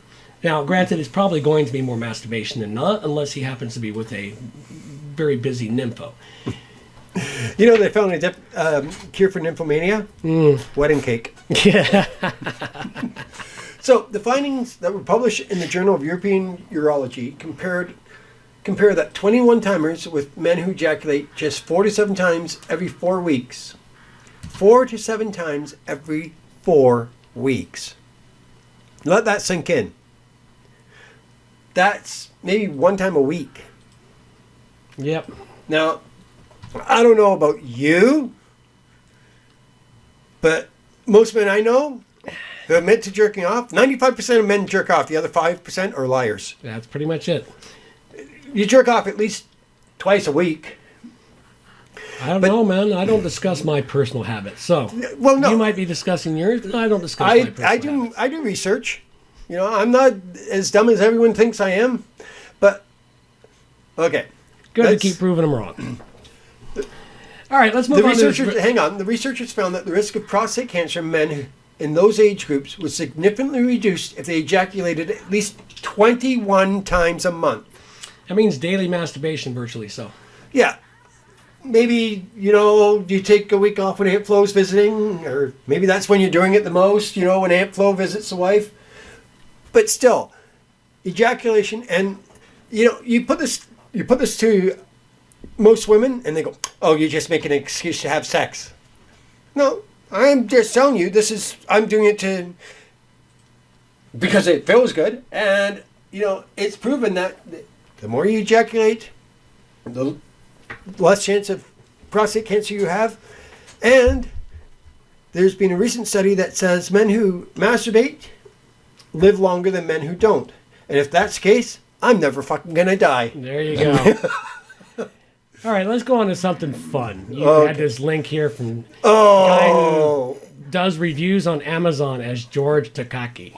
George Takei. Takei. Yes. Takei. George Takei. I'm Yes. certain it wasn't George Takei who did the review. But Actually, it is. oh, is this actual George Yep. Takei doing these reviews? Okay. They just didn't seem real to me. Hang on, I gotta find it because it's hilarious, and if you look for these reviews. He's got 25 of them out there, man. Yeah. Some of them are actually quite hilarious. Some of them are so fucking hilarious. I almost pissed myself reading one of them. So this is George Takei's review of Passion Lube's natural water-based lubricant, sold in a 55-gallon drum. That's an awful lot of fucking 55-gallon drum. That's one of those big blue steel motherfucking drums, That's people. a big barrel of fucking So- lube, man. You better be having one hell of a party. George says, Brad and I will be Grand Marshals. This was written back in 2013. Brad and I will be Grand Marshal this year's San Diego Pride Parade, and we were looking for just the right touch to add a bit of pizzazz to our appearance. So when we stumbled across a Passion natural water-based lubricant 55-gallon drum, we felt we'd struck gold. Just enough volume to soak an entire parade of spectators, and yet fits easily in our float. Double win. Now, how to spray the lube on the excited onlookers? Why? By water pump gun, of course. To test out our delivery mechanism, we purchased a drum for our backyard and set up a slip and slide. I had Brad charge towards me down the slide, and I fired at will. It helped to imagine that he was a Klingon bird of prey. Target that explosion and fire! What I didn't expect was Brad's forward momentum would cause him to crash into me, upending the entire drum along with us. Utter chaos. Our unfortunate cats, who come out to judge our activities as cats will, were caught in the deluge. Looking like drowned rats, they howled and sped around the yard in hysterical circles, then tried for 10 minutes to climb a tree. Once again, the neighbors thought we'd set something on fire, so the LA Fire Department arrived shortly thereafter. Try explaining any of this to a stranger, especially a hunky one in uniform. Hose me down, I offered, and he kindly did. Then we retrieved our cats out of the tree with only minor scratches to the face. They still aren't speaking to us, by the way. Bottom line, we decided against soaking the Pride Parade revelers, lest it create an incident that could upstage us entirely. But we do have a great new weekend fun activity. And, believe it or not, folks, you can actually buy a 55-gallon drum of Passion Lube's natural water-based lubricant. Yeah, it's only $1,400 on sale. Yes. Who doesn't need 55 gallons of personal lube, right? Absolutely. But there's other reviews on this that are fucking hilarious. Oh, let's jump into the other one because this one I just thought was hilarious. This one here, he is reviewing The Eyes Have It. It is a shirt of a cat or something. The eyeballs purposely placed at the point would be a woman's breasts. Just so you have an idea. And I guess the product's no longer available, but the review's still there, and there's a small shot of the picture of the product itself. You can see it there. At any rate, let's hear the review. When strolling the streets of LA or braving the subways of New York City, I am often approached by fans. They are well-meaning and always polite, but unfortunately, I'm often in a bit of a hurry and don't have the luxury to chat or pose for pictures.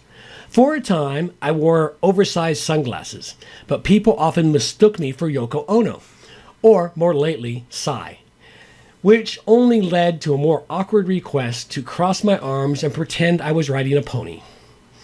So Brad ordered me the Green Eyes Cat's Face by Mountain Tea and suggested I wear it whenever out in public. It worked like a charm, at least for a time. People became so transfixed by the admittedly alarming cat print that they were often too embarrassed to make eye contact with the wearer, whom they could tell was expected some septuagenarian and Asian person.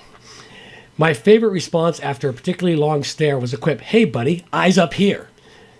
It's quite gratifying to say, ladies, I admit. Another was to emit happy meows while stroking my chest adoringly. Nobody approaches someone who's obviously one sushi roll short of a bento box. In my time, my antics began to annoy Brad. So to get back at me, he cut the pupils out of the shirt. At one particularly chilly evening, I simply couldn't understand why so many people were staring at my tea. I saw them squinting and overheard things like, "Are those his? Oh God." Brad let his prank continue all night, including through the book signing we were already late for. The fans there got a bit more Takai than they bargained for. Well played, Brad. Well played. Okay, yeah, these are probably written by him. But You yeah. gotta love George Takai because he doesn't take himself too seriously, Yeah. and he makes all the jokes that you can think of before you can think of them. Pretty much. There's some notes that was shared to my personal Facebook page, and I think I shared it on our joint webpage. But it's an ad on Etsy for a fidget spinner. Actually, it's a fidget spinner with a butt plug. Oh, there's a fucking interesting fidget spinner. Now, just to make things interesting, I hope it glows in the dark, or you can get the one with the LEDs that light up when it spins. You know, just so you can find the whole one at night in the dark.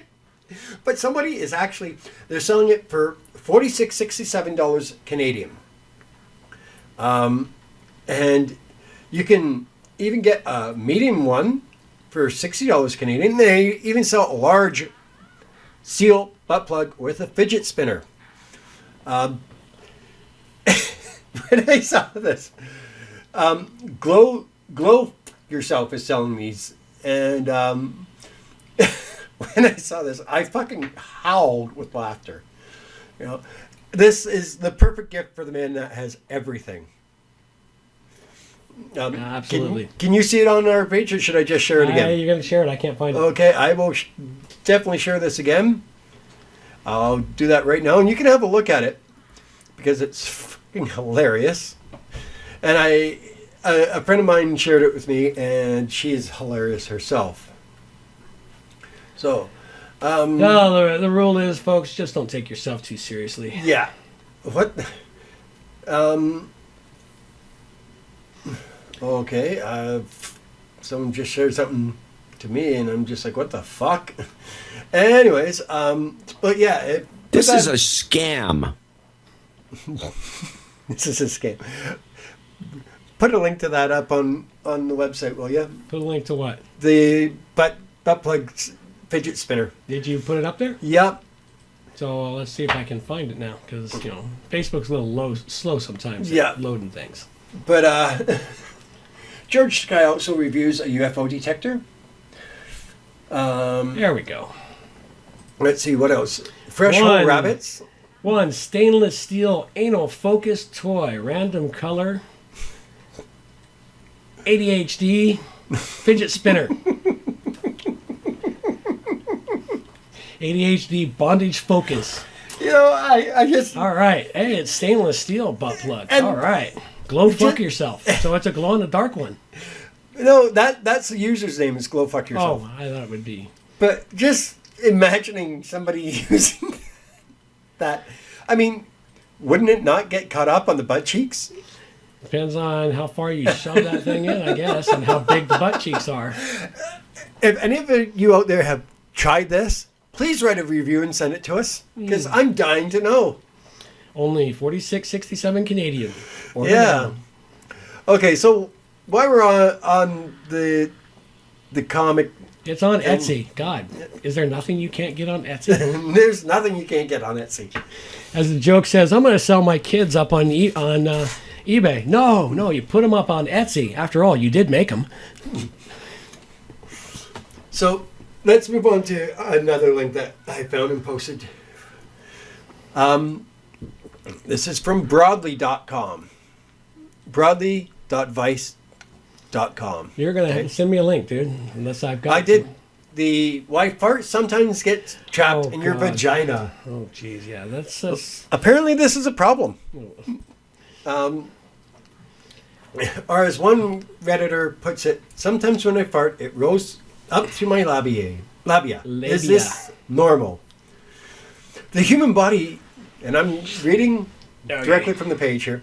The human body is a beautifully disgusting and disgustingly beautiful Rube Goldberg machine, with many parts and processes interacting to make magic happen. But sometimes those processes interact to make something horrifying. It says below, do you ever fart and it goes past your vagina and into your labia and your labia moves? Well, then it goes on. There's a few different names for the aforementioned phenomenon. my favorite is it's called retweeting. Fart, exiting through the gift shop, The Cooter Pooter, Cooter Pooter. Sisterhood of the Traveling Farts, and best of all, retweeting. Yeah, that's never going to have the same connotation for me. No. For retweeting. Especially like when you follow, like I follow Mila Jovovich.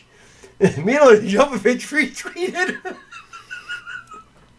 Sorry, Mila, I love you. All those women out there continuously retweeting now. Yeah, I crack myself up. I'm funnier than I think I am. You toot and the gas escapes your crotch area like it's leaving a party, making sure to say goodbye to every part of your anatomy. The fart is getting your labia's email address so it can send her a funny dog video it was talking about a while ago. And let's be clear, this is not the same as a queef. A queef is a pussy fart.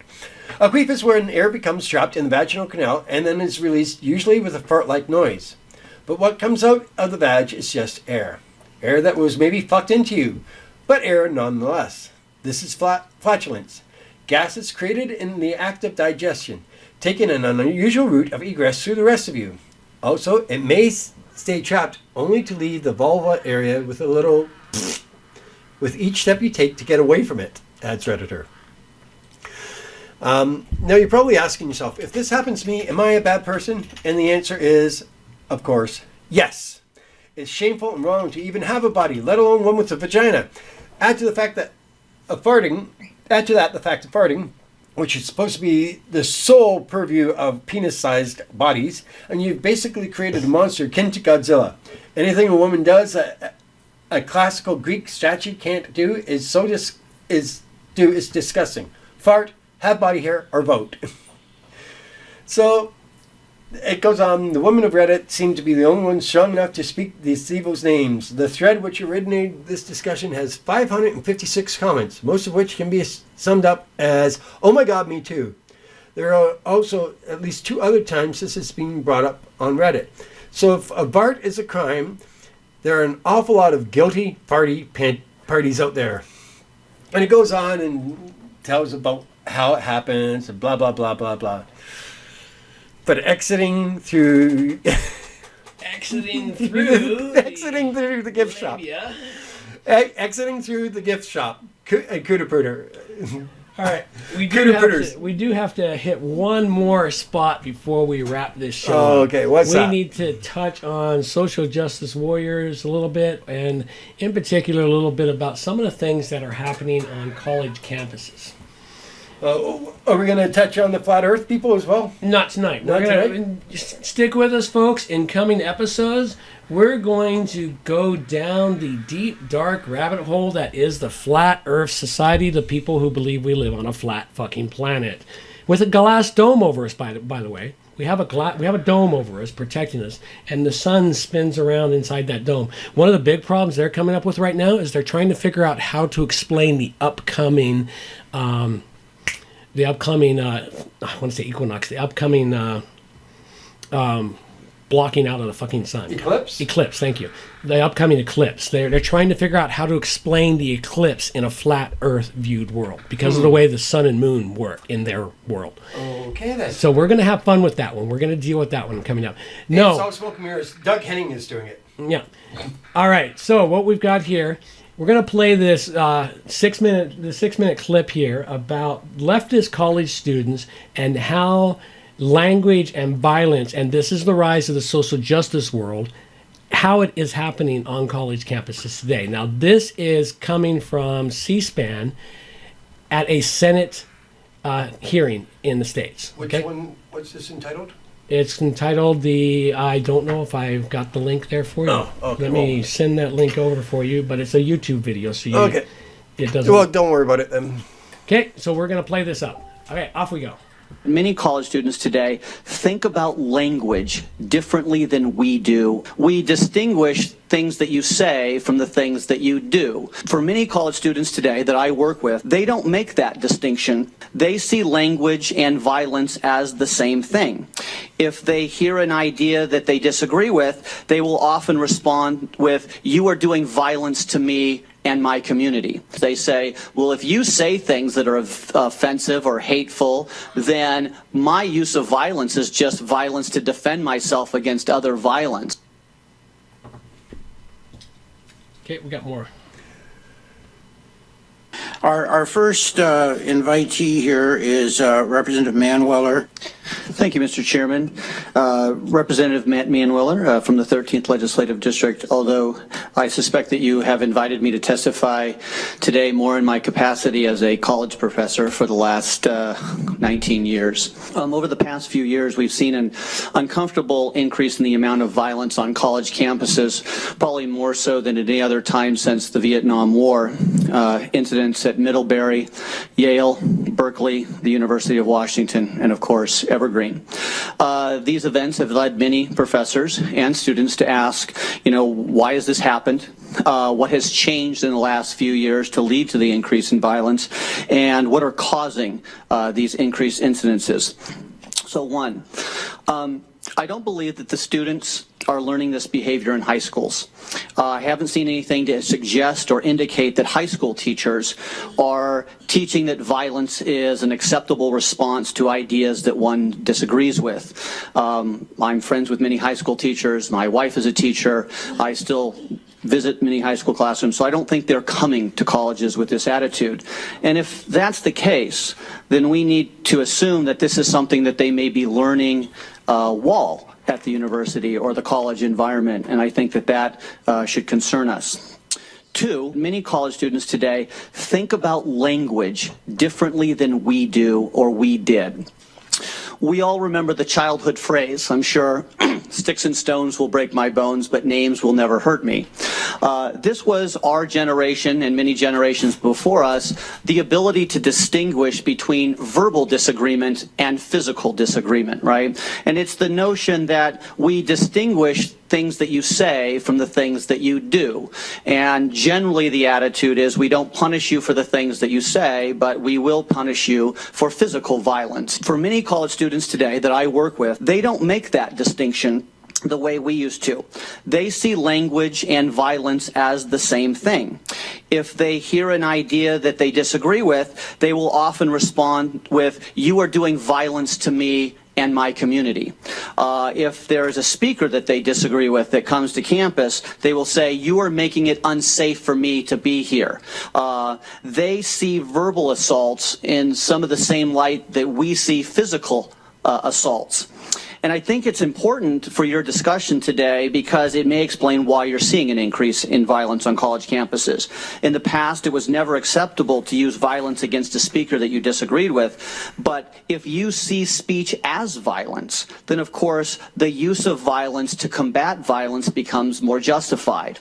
In talking with my younger millennial college students, they would liken it similar to what we would say in your committee as self-defense, right? Your committee, Law and Justice, says there's a difference between you proactively going out and using violence and you responding to violence with violence of your own. One is a crime, one we consider self-defense. But for many of my college students, they say, well, if you say things that are offensive or hateful, then my use of violence is just violence to defend myself against other violence. And so I don't think people from my generation, maybe your generation, see it that way, but an increasing number of college students see violence, physical violence against what they consider verbal violence as therefore justified. And the third thing that I would say is that a lot of times the violence comes from zealotry. And as any student of history knows, that all zealot movements eventually get to become so enamored with the righteousness of their cause that they adopt this kind of the ends justify the means mentality. And that's nothing unique to this generation. Many movements, if you look at, become captured by the zealot wing, and then, it becomes this notion that what we're doing is so important that there can be collateral damage. And if you are a college student and you firmly believe that you are saving the world from environmental catastrophe, if you are eliminating racial injustice, if you are bringing about social justice, then it might be worth a little violence or something to bring about that cause. And it does kind of lead to this, well, the ends justify the means, and I think we see that. What I'll close with, and I know you have a lot of other people here, is that I'm not sure if laws can fix this problem. We don't really have a legal problem so much as we have a campus cultural problem.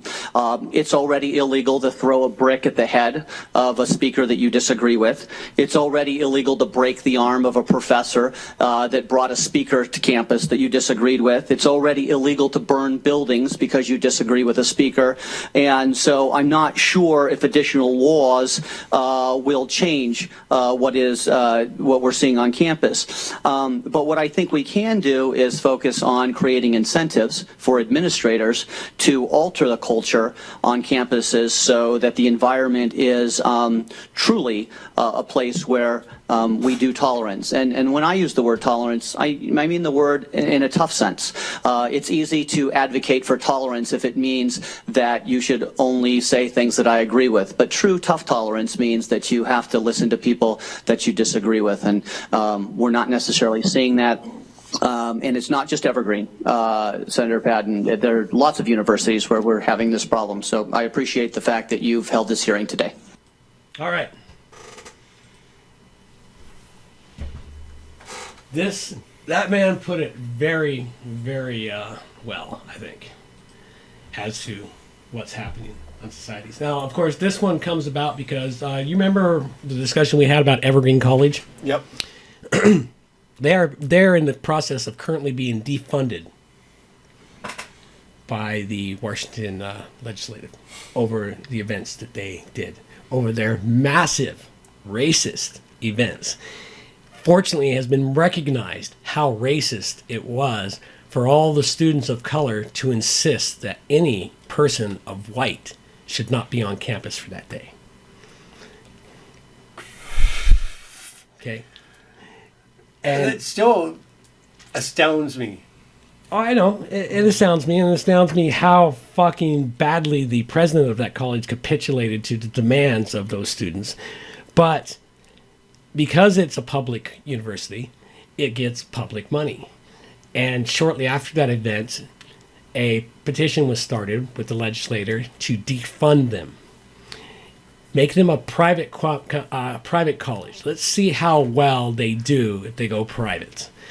And so anyway, it's a great thing. And yes, social justice warriors of the world, well, the tide, I think, is finally starting to flip back the other way.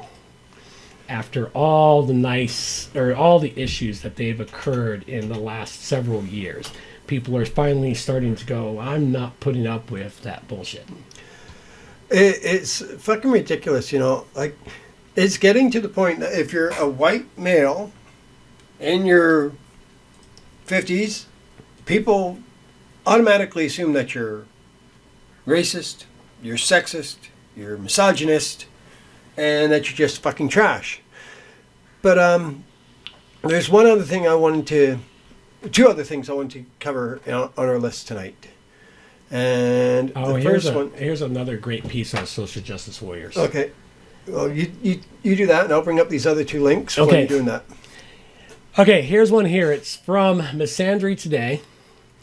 It is an interesting piece about what an author did when presented with, he put a book out. And of course, here's the little cartoon. You'll see it in the thing here. I finally figured out how to make these things big enough for people to see. It's a joke. It's kind of like, what is that? What's that game show? Which Ask What's Happening. Why? Who Wants to Be a Millionaire? No. The one where questions. I'll choose a question and they give Jeopardy. you... not Jeopardy. They give you an answer. $55,000? They give you an answer and you got to answer because of or something. Oh, don't know. Okay, well, Jeopardy's close enough. At any rate, the game show is called Facts Don't Matter. And you've got your game show host, you've got a white male, a colored male, and a woman. And the game show host is answering, I'm sorry, Janine, your answer was correct, but Kevin shouted his incorrect answer over yours, so he gets the points. Yeah, I've seen that. All right. So anyway, here it is. This author here, he goes in this post here and talks about shortly after his best-selling book, The Feminist Lie, was published. He did a self-published book. Now, Amazon incorrectly linked the wrong author to his book sales page. Okay, he knew about this mistake, and previously it was mentioned on a couple of private themes, but he joked that the feminists would think that this guy was me and go after him for it. And in fact, a viewer during one of the streams asked if I knew about it and sort of admitted he did. Now, he didn't file a report about it immediately because he wanted to do a social experiment to see if the feminists, while attacking him, would target him, and he wasn't disappointed. And what they did was they went after him in a tirade of men who carry on about misandry sure hate women who aren't white. And they linked to the bio of it, which was some unfortunate white author. And this author was anything but white. He's a Latino person of color. He doesn't have his names up. He writes under a pen name to avoid this kind of backlash. And it took a few days, and they started to actually dox the poor other author, and he got in there and got Amazon to change it. But it's a really good read through this, and it's quite interesting to show how the feminists and social justice warriors that are so fanatical to stop a pen name, they wouldn't even bother to look into who it might actually be. So, there you go. For social justice warriors. Okay, so there's a trial going on down... I'm going to change topics now. Let's change topics. Why not? We're wrapping this thing up. So there's a trial going on down in St. John's, Newfoundland. Okay. This guy has a sex doll. Do you got some links? Yeah, it's actually, you put it up there. Oh, okay. Yeah, I did that. Okay. What's the title on that one? What about the statue? Okay. So this guy has a sex doll that looks like a child, and he's being charged with having child porn. That's besides the point. What happened was they brought in this photo of a statue of a little boy pissing. It's a water fountain, we've all seen them. It's an all iconic statue. It's everywhere. And headline state, is that statue on St. John's restaurant child porn? Question from defense at sex doll trial. It's a fucking statue that is everywhere. Some people are going to be turned on by it. Some sick fuckers are going to be turned on by it. Mm-hmm. But it's not child porn. It's like if you take a picture of your child in the bathtub, nude in the bathtub, you take it into Walmart will call the police saying that you're producing child pornography. That's right. It's your child. It's you're saving an embarrassing photo to deal with them when they're teenagers. Yeah. But, okay, here's the thing. I think you're missing the point of what this whole thing is. It's not about trying to defend this dude or whatever. Well, lawyers doing the best of their job. The problem we're faced with here, this is coming about because of the robotic sex dolls that are coming into existence, and the people starting to claim that robots have rights. Okay? This is what's happening. iRobot. This is what we're starting to face now, because there is a company in California that is set to release the first fully functioning robotic sex doll that will talk back at you with an artificial AI in it. Okay? And full eye movement, talk. It's really great. We'll bring more links, and we'll probably do this one some more as this one comes out. Yeah. Now, the problem here comes in is Granted, the guy who imported this sex doll is a perv. Okay, whatever, beyond what we care for. But the problem is a doll child pornography? And this is, and that's the question. It's going to be the same question of, does a robot have rights? We're into a conundrum of what we're going to deal with and allow in our society. Now, these will get written out and these will get heard out, and we will find out about it. Now, the problem he also faces here is the guy imported this from Japan, where it's a perfectly legitimate product. Yeah. Not understanding it wouldn't be a legitimate product in our society. And this is the problem, is you're talking about societies and their ways and beliefs about dealing with things. Well, it's appropriating the culture, for one. Oh, But honestly, should that not fall on the Canada Border Protection Services? Because they check all these packages. that's how this ended up in court. Yeah. Okay? But they should never have allowed it in the country in the first place. They didn't, and that's the problem, though. They didn't allow it in the country. They stopped it at the border. When they discovered what it was, they had him arrested for importing child porn. That's where this came from. Okay? The Border Protection Services, the Customs, found it, and now he's in court. And, of course, the defense is going to be bringing up numerous things, such as the classic statue here of the boy peeing, and whereas, is this child porn? And there's going to be more explanations like that. So we're talking about a doll. Is a doll child porn? Well, it depends on how it's used.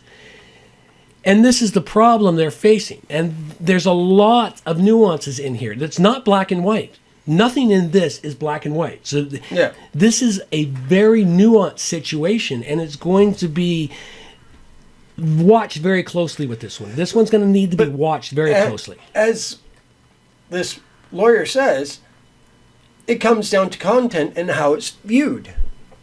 Some people are going to look at that statue and they're going to say that's pornography because it shows a little boy holding on to his genitalia. People will look at fine artistic nude art and say it's pornography. I saw a great quote the other day. I wish I could remember who said it. You've heard the quote that says, I don't know the definition of pornography, but I know what it is when I see it. Someone replies to that, well, the definition of pornography is whatever gives the judge an erection. That works too. See, that's the problem. We are in a very nuanced area right now, and we are in an area that is so many shades of gray here. It's going to be untying and creating new laws and creating different laws, and they're going to be challenged in courts. This is going to go on for years. And this one here, no matter which way this case goes, it's going to the Supreme Court of Canada. Oh, yeah. I guarantee it. This one here will be in the Supreme Court of Canada. It will be. And for the record, robots have no fucking rights. Well, okay? It's like giving your computer rights. Well, that's the problem. Even with the AI, I mean, come on, the AI, it's going to be as intelligent as us. All right, now we need to hit one last thing. Well, I've still got this other one. Okay. But if the one you want to talk about is tied into that, let's talk about that. What's that? Well, you said you've got one more thing that you want to bring up. Yes, it's about Bill C-51. Oh, okay. Let's talk about that, and then I want to talk about the teacher who was fired for performing oral sex on student during sex ed class. All right. Well, this will tie together quite nicely with Bill C-51. Okay. Okay, because Bill C-51, and this is important for Canadians, and this is especially important for Canadian males, because this one here, whether they admit it or not, it stems from the Jian Ghomeshi rape trials. Okay. Now, it doesn't matter what you believe there, and the more I dig into that trials, it might actually be that he was actually innocent of rape. Now, he wasn't innocent of being a dick or an asshole or a bit of a twat waffle, but rape? No, I don't think he actually raped those women. All right, Bill C-51 is going to drastically change rape shield laws in Canada, and this is going to impact males in a major way to the point where if they are so much as accused of rape, they may as well pack it up, head for the hills, or expect to be in prison because they will have almost no defense left. They will not be able to bring into the trial text messages that are of a sexual nature, showing that she wanted to have sex. She encouraged me to come have sex. Photos, anything else that shows that she is lying about that on the stand. And this is the thing that when I started digging into the Jian Ghomeshi stuff, and I was like, because initially I sort of believed what was out there in the media at the time, meaning that he might actually be guilty. But when I started digging and I started looking at the transcripts of the trials, those women were lying through their fucking teeth about him being a rapist. Were they lying about the kinky sex? I doubt that. Did they change their mind or be pissed off at him about some other issue? Oh yeah, I think that's there. And what he was able to do was bring into the trial text, messages, things that he had saved that protected his ass in case he was ever accused of rape. And they were saying one story, and they got on the stand, and they opened up lines of questioning that allowed him to bring this information up that showed they were lying. Now, Bill C-51 is going to prevent that. And it's got a whole lot more in it, but the biggest thing it's going to do is it's going to bring about the changes in the rape shield law that will prevent it. And let me find the exact spot here. And yet, the women who go around falsely accusing others of rape, nothing's ever done. Because 9 times out of 10, and this is being told to me by a Crown attorney, it's the woman seeking to either screw up the guy's life or more interactions with him. And if the guy says, well, I want to press charges, then she's just getting what she wants. She was getting more interactions with him. So the guy is screwed no matter what. And forget about being innocent until proven guilty. In Canada, if you are investigated for a crime, it shows up on a criminal record check. Yep. Fuck this. Okay, yeah, we investigated. There is no grounds for it. It's not going to show up. No, you were investigated for it, and it's going to follow you around for the rest of your fucking life. And that is fucking disgusting.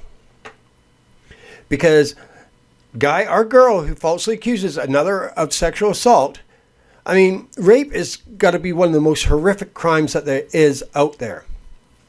Okay?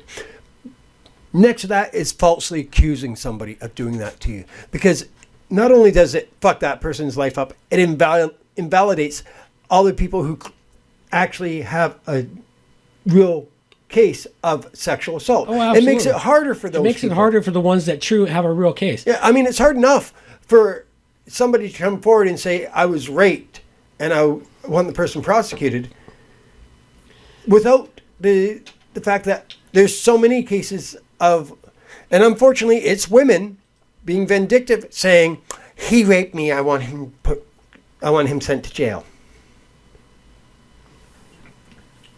I need to copy these things. I can't get back to the article. Okay. Okay, so at any rate, here's one piece that is in here, and this is the promo piece. Is saying yes, we need this change, but what they're going to remove, it's going to remove sexting texts. They're not going to be allowed photos, videos, anything of a sexual nature or a sexual purpose before or after the alleged assault cannot be used against a complainant. And they would have to be put to the legal test of the rape shield law, meaning that one of the things that happens when someone is accused of a crime, they go to trial. The prosecutors have to provide the defendant with everything they're going to talk about. And vice versa. No, it's not vice versa. When you are a defendant, you do not have to give any information you have unless it's exculpatory. You do not have to give anything like your plan of how you're going to combat what they're saying. You don't have to give that information to the defense. Now, the reason for this, of course, is so the defense doesn't have a chance to rearrange their case or change the direction they're going to go to get around whatever you're using to defend yourself. Okay? Well, disclosure is supposed to work both ways. Only in civil trial. Civil trial, disclosure is 100%. Criminal trial, it's one way. Except in this case here. Now, what would have happened in the Jian Ghomeshi case, we're going to use that as the example because of so much I've read lately. If he had been forced to disclose he had these emails and all this other information about how they're lying, they might have dropped the case realizing the women were lying, okay, thereby only just ruining his life, not getting him into court to ruin it completely. Or they might have reconditioned their stories to say how he was forcing that on them and how he was forcing them to say these things, or something else to make it look like he's lying about the information. Okay? This is what's going to happen. There's going to be no defense. If you are falsely accused, and it happens to a lot of men, women have sex with them, the next morning they have a bad judgment moment and go, fuck, I regret that, rape. He couldn't use any text they had sexting the night before about her encouraging him to go. He couldn't use that to say honest, officer or court. It was equitable. We were agreements on this. It wasn't rape. And these are the things that are being faced. And this is the problem with Bill C-51. So if you're a Canadian, you need to contact your MP and tell them to stop this. The problem is it's already hit first reading and it's going to sail through. And there's a whole lot of other things in Bill C-51 that you need to be aware of. There's a bunch of things. It's going to change security. It's going to criminalize certain speech acts that have no acts to that. It's all kinds of stuff in this. Okay. I'm on a website right now, the Public Prosecution Service of Canada. Government site. Now, introduction. In the seminal case on the Crown's disclosure obligations, Ree versus Stinchcombe, the Supreme Court of Canada set out the duty on the part of the Crown to provide a disclosure to an accused person. The Supreme Court makes it clear that the obligation, though broad, is not absolute, as you said, but it's subject to the Crown Council's discretion with respect to both the timing of the disclosure and the withholding of information for valid purposes, including the protection of police informers, cabinet confidences, and national security, international relations, and national defense information. Okay. The obligation is also subject to the limitation that the accused has no right to inform information that would distort the truth-seeking process. Statement of policy. There is a general duty on the part of the Crown to disclose all material it proposes to use at trial, and especially all evidence which may assist the accused, even if the Crown does not propose to adduce it. While the Crown must err on the side of caution, it need not produce evidence that is beyond the control of the prosecution, clearly irrelevant or privileged. Okay.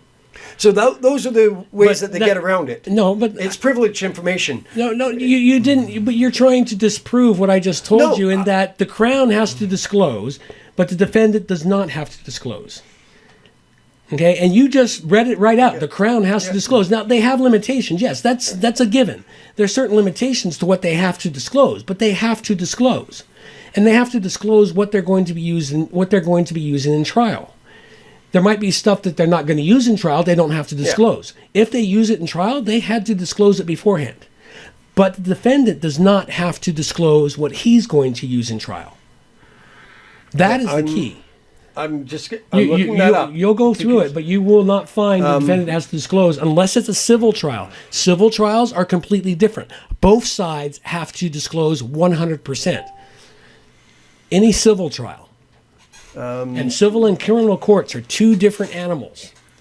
Yeah, unfortunately, this only deals with the Crown, so that really sucks. And because of that, it just makes life on us harder. So let's end up with this teacher that was filed for performing oral sex on a student during sex ed class. Oh God, yes. As a parent, this story horrifies me. It did. It was... Chesterfield, ME. Which day is that? ME. A high school teacher from Maine was fired this week after allegedly performing oral sex on one of her students during sex education classes. Peggy Sue Harvey, a 56-year-old woman that has taught at Bucksworth Junior High School for the past 22 years, has reportedly fallen victim to severe nervous breakdown.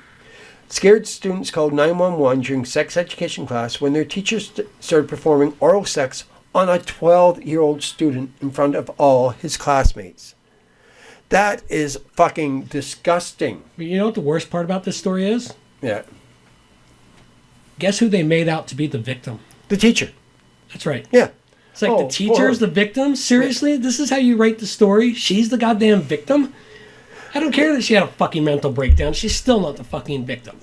it goes on. Students were crying and screaming. 2 students threw up and one even fainted, but she wouldn't stop, told another student to reporters. Those guys are going to have some really serious sexual issues. They have a quote here. If that's what sex looks like, I don't want anything to do with it ever, explained Tiffany Sanchez, 12, visibly traumatized by the latest events.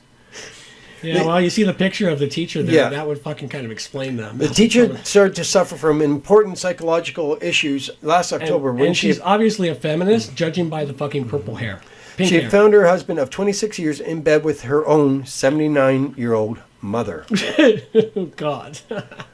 Okay, first of all, there's something wrong with this teacher, and she needs some severe fucking help. I honestly, if it had happened, in front of my kids, her mouth would be fucking stitched closed. But I mean, what kind of fucking sick psychopath gives a 12-year-old boy a blowjob in front of his fucking classmates? One that has completely lost it, but it doesn't matter. There's no excuses for it, and I hope they nail her. Oh, fuck. I really hope that they nail her to the cross for this. What have you done? Oh, God. So, that's all I have. All right, this is going to wrap it up. That wraps us up for this week of the Cranky Old Bastard. You know, eventually our shows might get a little longer and a little more entertaining, and we will have more information here as we slowly learn to rip stuff apart on a better and better basis. Yes. So, in closing, I want to say don't forget to support our troops. Right now, troops need your support more than ever with this Omar Khadr thing, because we've been slapped in the face. So go up, buy a veteran a coffee, buy a serving member a coffee, do something to show them that you support them. Write to your MP telling them that this payoff of the terrorist is wrong and that the money should be awarded to the U.S. soldier's widow. Yeah, well, it's a little late to pull it back because they already gave it to the dude, but maybe they can tax him to death for it. All right, well, let's wrap it up. I forgot to make mention to the No Agenda Show, and thanks for the few things that I did borrow from them this week. And eventually I will not be using any more. So make sure you go check out the No Agenda Show at noagenda.com. And that's all we've got for you now. You got any one last words yet? Support our troops, go get laid, have fun, and keep it safe, sane, and consensual. Okay, that's all we got for you now. Take care. Bye-bye. As a general rule, I am just fine with a drink in the booth. Hold on a second. And drink in the booth. Okay, you know what? No.